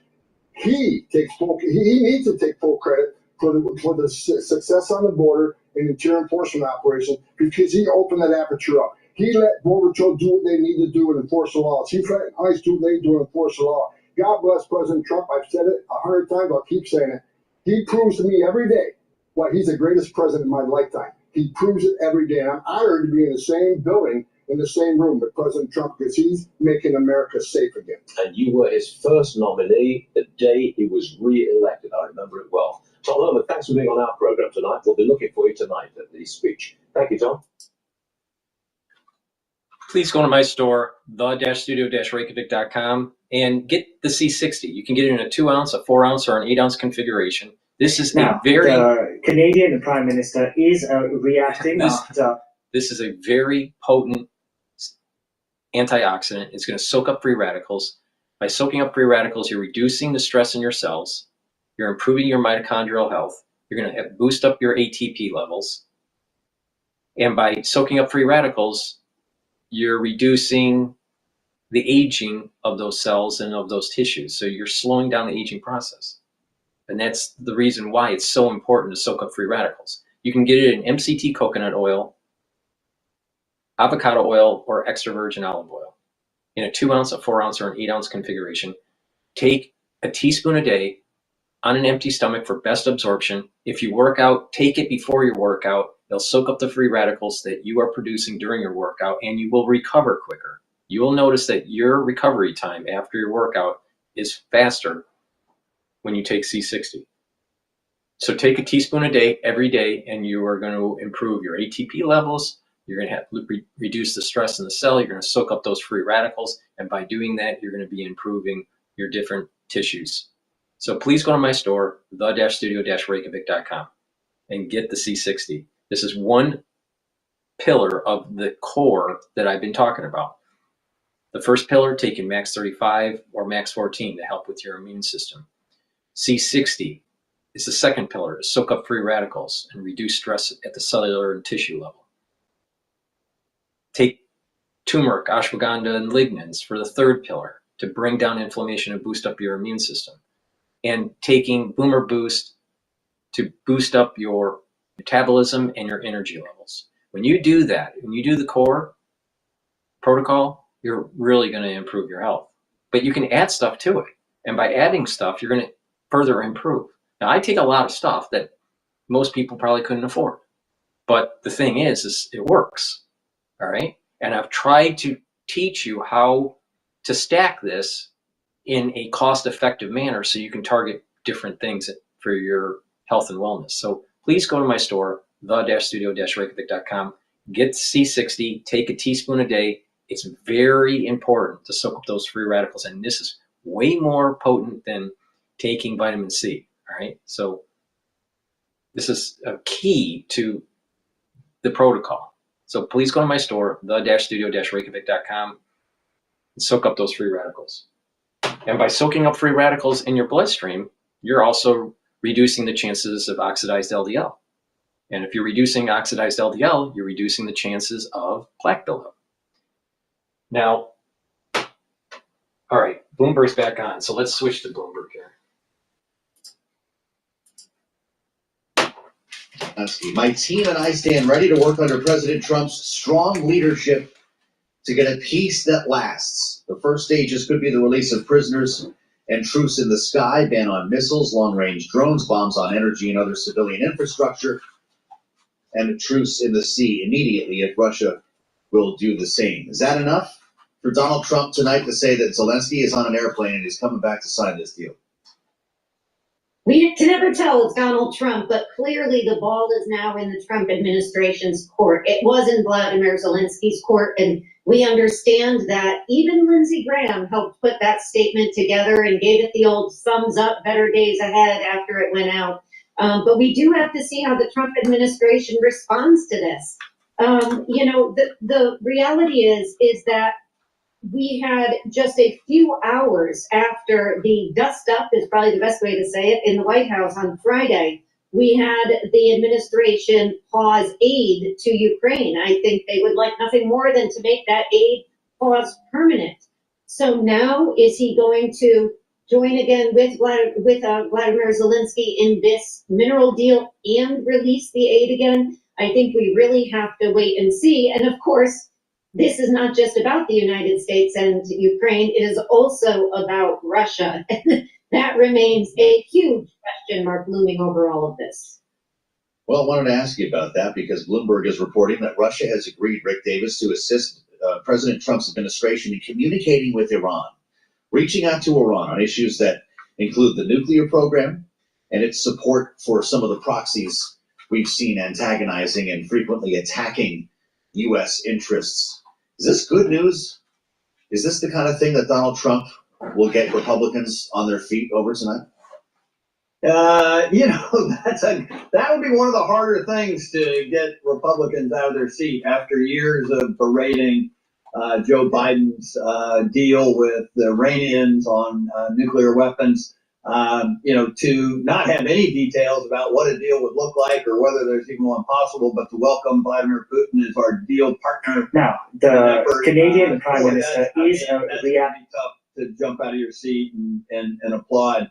That being said, anything that gets nuclear weapons out of the hands of the Ayatollah is a good thing. And so if Vladimir Putin can help produce that, then I think we have to be cautious, but hopeful that something like that could actually benefit our negotiating position. So you can't rule it out just because it's Putin. And as they've said out of Moscow lately, Trump and Putin have a lot of alignment on where they see the world going. And maybe this is one way we can take a step back from nuclear annihilation at the hands of the Ayatollah. Well, maybe they'll have some signs made up for this in the House chamber tonight. Jeannie, I don't know what Democrats are going to do with any of this, but what I'm reading is pretty wild. It's not just that they're going to be bringing special guests made up of federal workers who've been laid off or others impacted by the work of the DOJ. Politico says, get ready for the noisemakers. They're going to have props, noisemakers, signs with anti-Trump, anti-DOJ messages, eggs. I don't know if we're throwing eggs, but empty egg cartons to get to the price of eggs here. I love pocket constitutions. I'll tell you, nothing will shut them.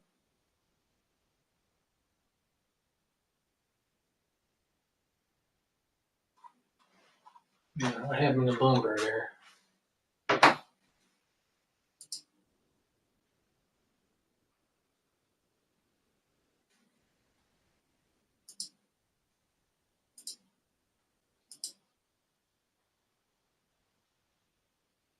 But I could see some eggs being raised. I, of course, am in favor of pocket constitution. Never should travel without one, so that's okay. As long as they hold it up nicely. But this is where we are, and we know the Democratic leadership has been pushing hard against this. They have been urging their members not to become the story, not to take the sort of attention off of Donald Trump and everything that's gone on in the last 43 days. But it's hard for Democrats to do that because on the ground, deeply concerned about what they're seeing in the last 6 to 7 weeks. That includes DOJ, that includes Ukraine. I mean, you can just go down the list. So to imagine that all of these members gather together and nobody takes a stand to draw attention to that, I can't believe it. So, I am just worried about what we're not thinking somebody might do, and that may be what we see. Boy, I guess Joe Wilson is the OG at this point. Rick, when it comes to disrupting the State of the Union, I guess he was ahead of his time. But I do want to mention a headline that Donald Trump just put up on Truth Social, Rick, and it has to do with the tariffs, because surely he's going to talk about that tonight. He says, please explain to Governor Trudeau of Canada that when he puts on a retaliatory tariff on the US, of course they were announced earlier, our reciprocal tariff will immediately increase by a like amount. I'm bringing this up because you're looking at the reaction today on Wall Street, Rick, and we talked about it last evening on the program. We took a deep dive on the S&P 500. We've now round-tripped in the markets to where we were pre-election here. That's certainly not a look that Donald Trump likes. What does he say about that later? Yeah, look, I'm sure that he's watching the markets, especially yesterday's cratering in the S&P, and is thinking, this is a bad report card, especially leading up to the big speech tonight.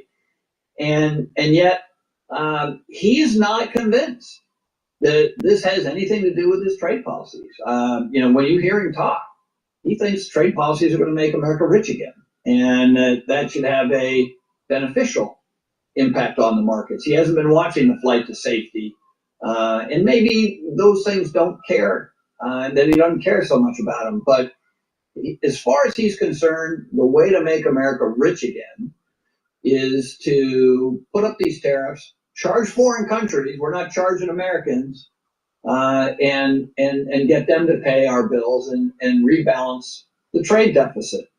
And I don't think anything that anybody says, including the performance of the markets, is going to dissuade him of this. He's been talking about this for a long time, 20 years. And I think he's now seeing that he can actually, as president, flex this muscle without any Congress or lawsuits. I mean, everything else he's doing, he's either got to hit Congress or he's got to convince the judiciary to let him do it. And this is one where he gets full field running, and he's going to do that. And he's not intimidated by countries like China and Mexico, and he sure as heck isn't going to think that he's got to worry about Governor Trudeau in Canada, even though Trudeau's right. It's going to cost a lot of money for everybody in both Canada and the United States, and nothing really positive is going to come out of it. But look, I don't know. I mean, I imagine that tonight he's going to take a victory lap on the tariffs and say that this is what's making America financially stronger. I think he's got a terminal. He posted on Truth Social. It's a screen grab of a New York Times story in black and gold. Interesting, Jeannie. There's a senator, a Democrat from Michigan, who's going to deliver the official response tonight. In our remaining moment, I'm giving you even less than that. I'm sorry. How does Senator Slotkin frame this when it comes to the impact on Michigan? I think she frames it as what she ran on, which is the costs of goods, grocery stores, eggs, as we talked about, but avocados, oranges, tomatoes, everything, prices go up. Maybe she quotes Trudeau, Donald, you're a smart guy, but this is a dumb thing to do. And there's hardly a person outside that administration who disagrees with that. Is it a win to quote Justin Trudeau tonight? I don't know. Jeannie and Rick will stay with us. Our second out. Please go to my store, the-studio-reykjavik.com, and get the Zeolite. Zeolite helps to detoxify your body from heavy metals, toxins, and chemicals. Zeolite is a negatively charged molecule that will attach to positively charged molecules, and then it allows you to urinate out those toxins and those chemicals in about 6 to 8 hours. You can take Zeolite every day. You take 2 small drops underneath your tongue, drink filtered water, do that every day. If you want a more intense detox, then do that maybe once or twice a year, that intense detox. Take about 5 small drops underneath your tongue, drink the filtered water, do that every day until the bottle is done, and then do that once or twice a year. But it is better to do it every day.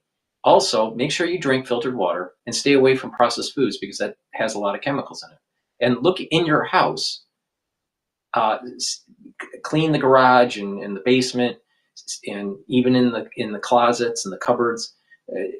Be mindful of what type of chemicals are in your household. The cleaning agents, paints, pesticides, all these kinds of things. You want to kind of like reduce your exposure to, because they do affect your system. You breathe that stuff in, you touch it, you absorb it through your skin or whatever, and eventually you have toxins around you. So, or in you. So you want to get those out, all right? So you want to mitigate your exposure. You want to improve your water quality by filtering your water, and you want to eat better foods, stop eating the processed foods that has a lot of chemicals in it, and then detox. And a great way to detox is to take the zeolite. Now let's talk about another product that can help with detox. Heirloom barley or gladiator barley will help with detoxification. All right. It'll also bring down inflammation, soak up free radicals through superoxide dismutase, and the gladiator barley will do all of that and help build strength. So if you really want to detoxify your body, take the zeolite every day and also be taking the heirloom barley or the gladiator barley, and you're going to be detoxing. Now, what's in the heirloom barley or the gladiator barley? It's a high density protein, all right? But it also, like I said, it brings down inflammation, and it's going to soak up free radicals because of superoxide dismutase is an antioxidant. So it's a great way to detox. It's a high density protein. Take about a half a scoop or a full scoop each day. Mix it with soft foods or filtered water. Some people mix it with milk or a smoothie. It's up to you. But take it every day to help to detoxify your body. It's a great way to get healthy. And again, the gladiator barley gets all the benefits of the heirloom barley, but you also get strength benefits from it. Especially when you do weight training, it stacks really well with myotrol because myotrol helps with the gene expression to build muscle. The gladiator barley is the high density protein, which is the actual building blocks to build muscle and maintain that muscle. So it's a great stack. So if you're an athlete, take the gladiator barley, but you get even more benefit if you add it with the myotrol. So please go to my store, the-studio-reykjavik.com. Use discount 5 to get $5 off.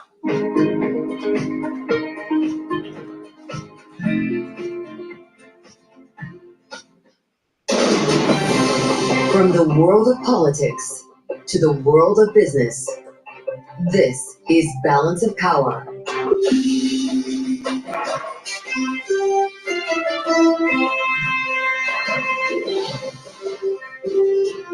Live from Washington, D.C. Tariff Tuesday brings quick retaliation. Welcome to the fastest show in politics as Canada responds to 25% tariffs with its own levies just hours before President Trump delivers his address to Congress. I'm Joe Matthew alongside Katie Lyons in Washington. Welcome to the Tuesday edition, the early edition of Balance of Power. Kaylee, it's interesting. The markets don't seem to like this, but based on the most recent truth from Donald Trump, this could just keep on going. Yeah, it certainly could. He seems to not like what he heard from Prime Minister Trudeau earlier today, who I would remind everyone said these tariffs were, quote, very dumb.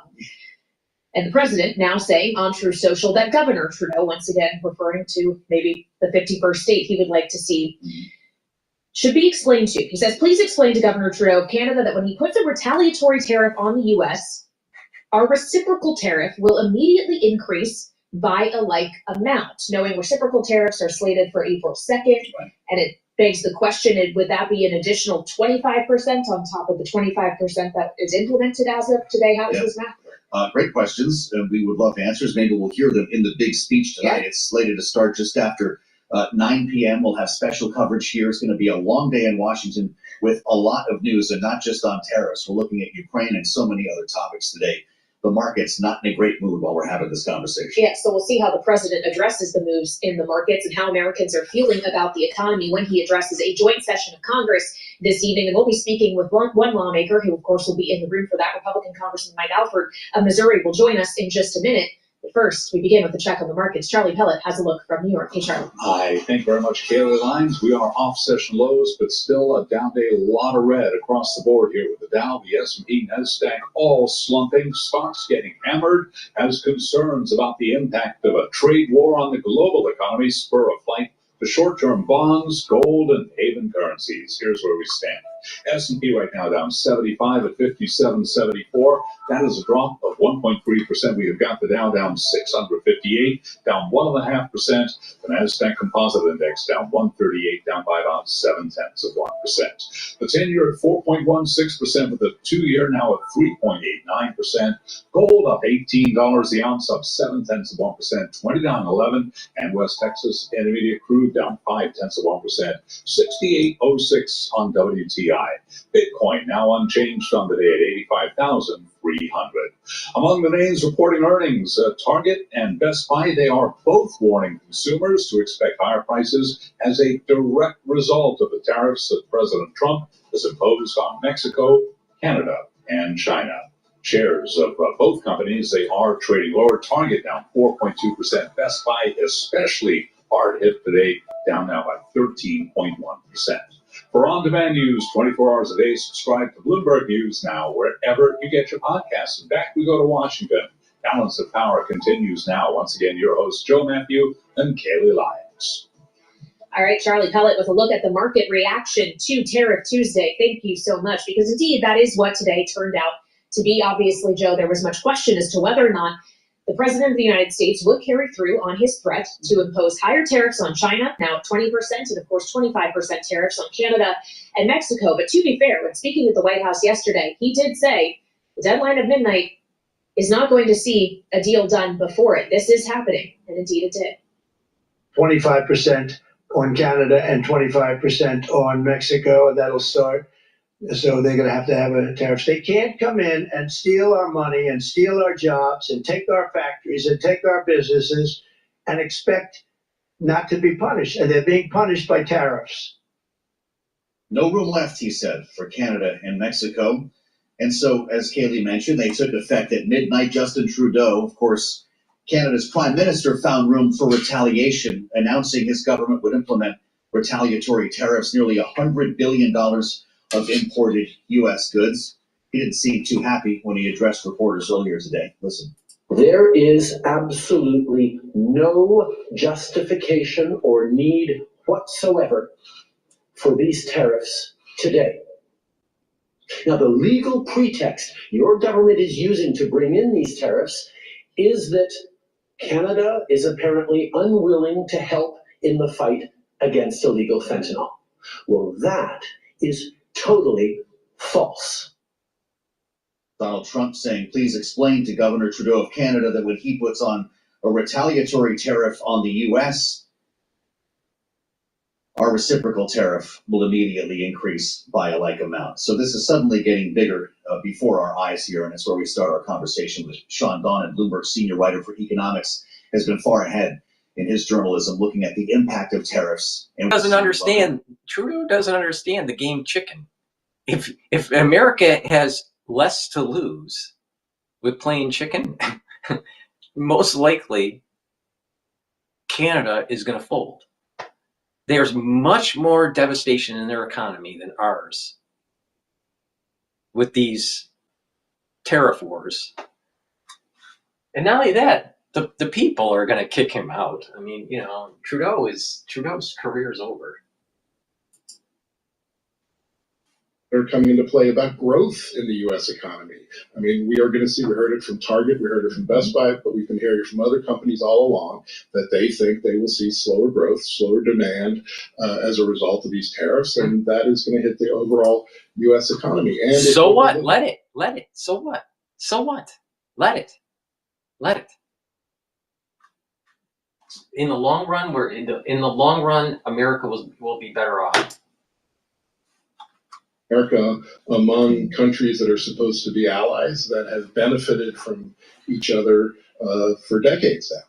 Well, what the administration would say, at least we've heard this from the president, has been defended by others close to him, is that other countries will be paying these levies, that it's not ultimately to American consumers. And to the extent that these higher prices are actually passed on to consumers, it's a one-time price adjustment. This is not going to be something persistently inflationary. Is that true, though, Sean, if we're now talking about leveling up even existing tariffs at a later date?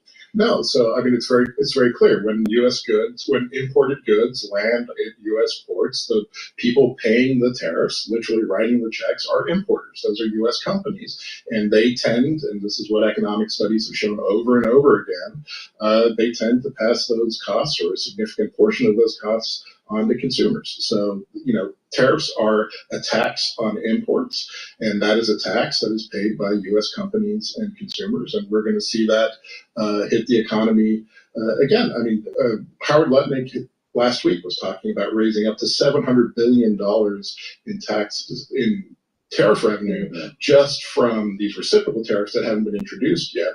These tariffs, the 25% tariffs on Canadian and Mexican imports and the 20% tariffs on Chinese goods are going to raise hundreds of billions of dollars more. Those are all going to be costs that are borne by U.S. businesses and consumers, and that's going to hit the economy. The other thing that hits the economy is just the higher cost of doing business from tariffs. If I'm a manufacturer in America today, I rely on a lot of imported components, and so those components today cost more than they did yesterday. Just last thing before we talk to Congressman Mark Alford about this.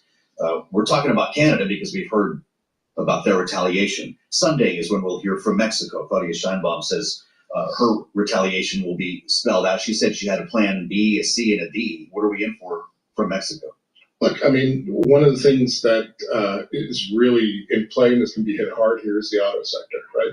We import cars from Mexico. We import auto parts from Mexico. We also export auto parts to Mexico that go into a lot of those cars that come back in. If those are then hit by tariffs on the Mexican side, it's just going to raise the cost even more than these U.S. tariffs are. And, we'll see how it escalates. If we move from plan A to B to C to D as things escalate, the damage is just only going to grow. All right, Sean Donnan, Bloomberg senior writer for economics, here with us as we digest all of this tariff news. Thank you so much. Joining us here on Balance of Power on Bloomberg TV and radio. And joining us now on the program live from Capitol Hill is Republican Congressman Mark Alford of Missouri, who sits on the Small Business Committee. Congressman, welcome back to Bloomberg. It's good to have you, sir. When you consider what small businesses may be thinking today in the face of news of these tariffs, wondering what will happen to the costs they are facing and their ability to pass those costs on to the people who purchase goods and services from them, what would you tell them? Interesting you should bring up small business. We just had a meeting with a new administrator, Senator Kelly Loeffler, who is intent on getting small business representatives into the rural parts of America. In particular, we requested that in our district just south of Kansas City. I'll tell you what our small business owners are saying.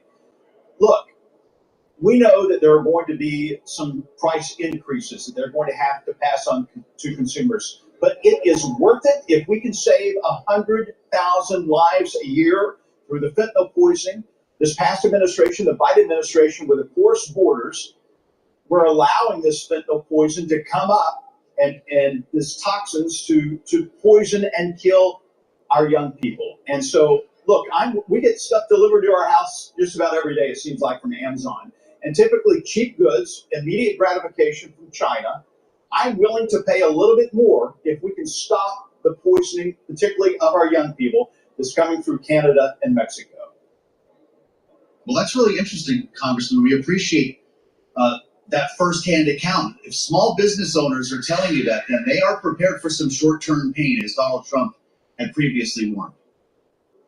Look, I think small businesses got kind of the short-sheeted with this past administration. They have not gotten the capital and counseling that they need from the Small Business Administration. It seems like Administrator Guzman was more concerned about registering Democrat voters than actually getting out with representatives and helping small businesses grow. Kelly Loeffler is changing that, and we are going to make sure that small businesses thrive.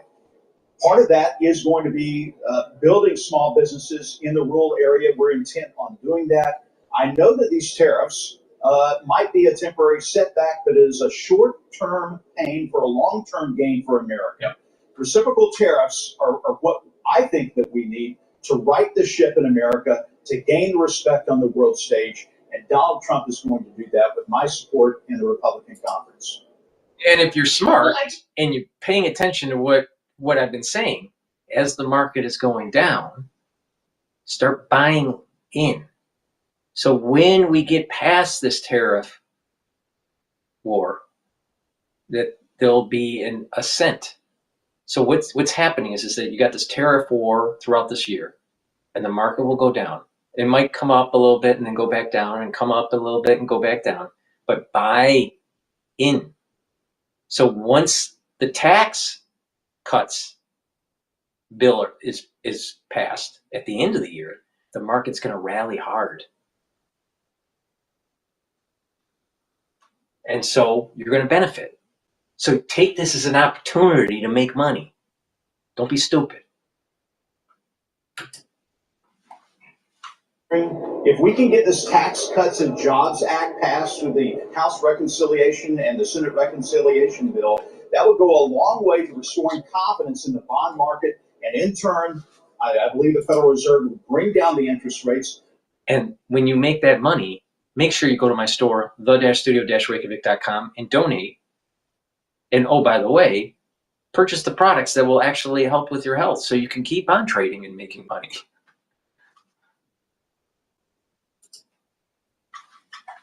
Business, they can't keep up with these regulations. It's adding 25% to the cost of a home in Kansas City.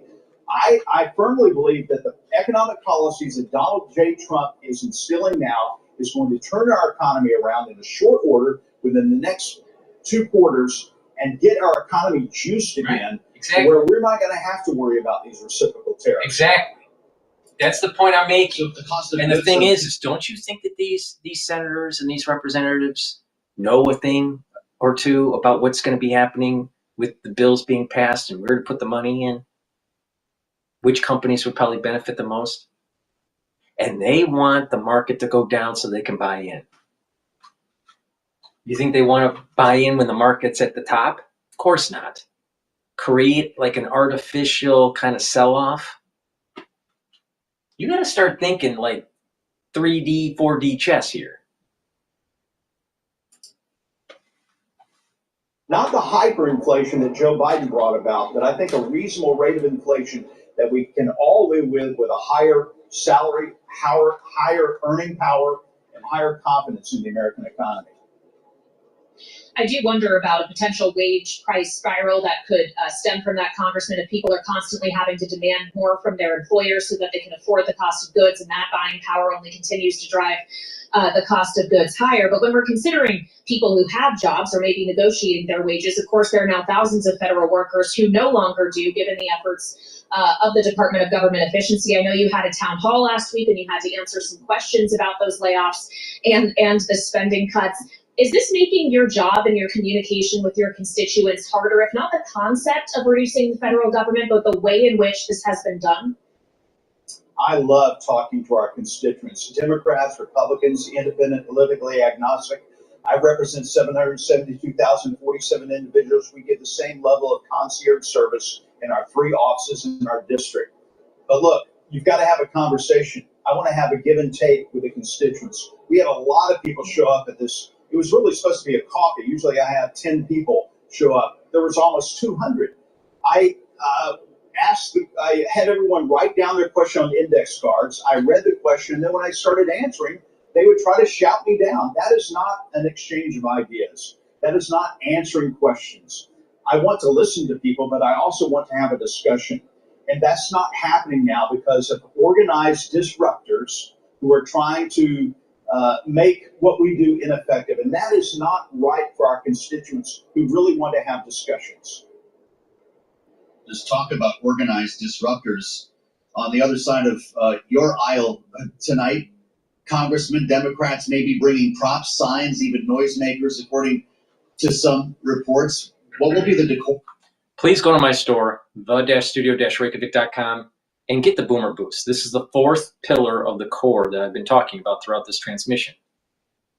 The Boomer Boost helps to boost up your energy levels and your metabolism. You're going to lose weight. It has 68 nutrients. There's a label there telling you everything that's in there. Of course, go on my website, read the label carefully, but this works wonders, all right?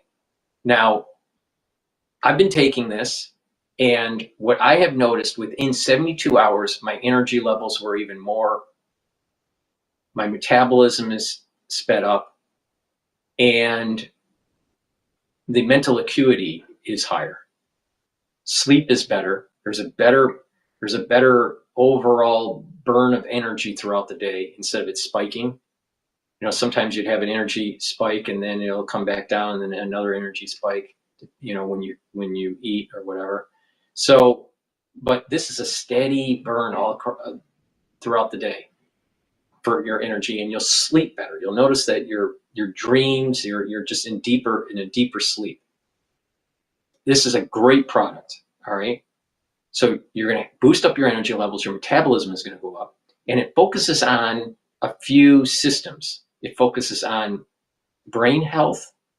It'll focus on cardiovascular health, so your blood vessel health, and also your heart health. All right. But it'll also help with strength and muscle health. And of course, it boosts up your energy levels and your metabolism. You'll lose weight by doing this. Now, you take a full scooper, mix it with soft foods. That's how I do it. I mix it with hummus. But you can mix it with yogurt or with a smoothie or just filtered water. Some people mix it with milk. Take it every day. That is your lunch or your breakfast. All right? So if you're going to do it for your breakfast, take this, and that's your breakfast every day. All right? How I do it is I take it for lunch. Now, you'll notice that you're going to be losing weight. All right? And it is a great way to help with that cardiovascular health, the brain health, muscles. This could be used for athletes also as a pre or post workout fuel source. All right. It stacks really well with Myotrol, and it stacks really well if you're an athlete with Gladiator Barley. All right. Now, for people that are not athletic, you're going to benefit from this too. Like I said, full scooper once a day for your breakfast or for your lunch. You will lose weight and you're going to have energy. All right. And you'll notice the difference in 72 hours or less. And your mental acuity is going to be better. Your sleep will be better. And you'll just have this extra vitality. It's hard to describe it. It's the best way to describe it is it's like you'll notice that you feel younger. All right. And you'll want to do, you'll have more energy to do things. And because you have more energy to do things, you're just going to be more active. And when you're more active, you just have more vitality. When someone is just sitting around and just wasting away and atrophying, they're literally dying quicker. But if you have more vitality, you're not dying quicker. You're just more active, right? And so when you're more active, you're moving around, you're using your muscles and using your brain, and you're just have more vitality. Now, it works really well with taking it together with heirloom barley or Gladiator barley. And that way you can control your A1C levels. For ones that don't understand what that means, it basically means that you're controlling your blood glucose levels. So I just gave you a recipe on how to improve your blood glucose levels, how to lose weight, how to get healthy, how to target your cardiovascular health, your muscles, and your brain, and boosting up your metabolism. It's a great way to get healthy. Now, the heirloom barley, again, focuses on detoxification, lowering the inflammation, and soaking up free radicals with superoxide dismutase. The other barley is the Gladiator barley that does everything that's in here, but it also helps you to build muscle, more muscle, right, and gain strength. So take the Boomer Boost. It's a great product. It stacks really well with heirloom barley, which is a high density protein. You take a half or full scoop of this, or the Gladiator barley, same way, half or a full scoop of Gladiator barley every day, and you're going to see the benefits. And again, it stacks really well with Boomer Boost, Myotrol, and Gladiator barley to build muscle. So that's my transmission for today. Tonight, I'm going to do a live stream of Trump's speech. So please tune in. We're going to be live streaming on Rumble. We'll be live streaming on YouTube. during that time period, the Asian session will be open, so you'll see the dashboard of how the Asian session is trading. You probably will see some market movements going on, maybe in the currency market. And I'll be live streaming on X Spaces, so you can listen in that way too, and on my website.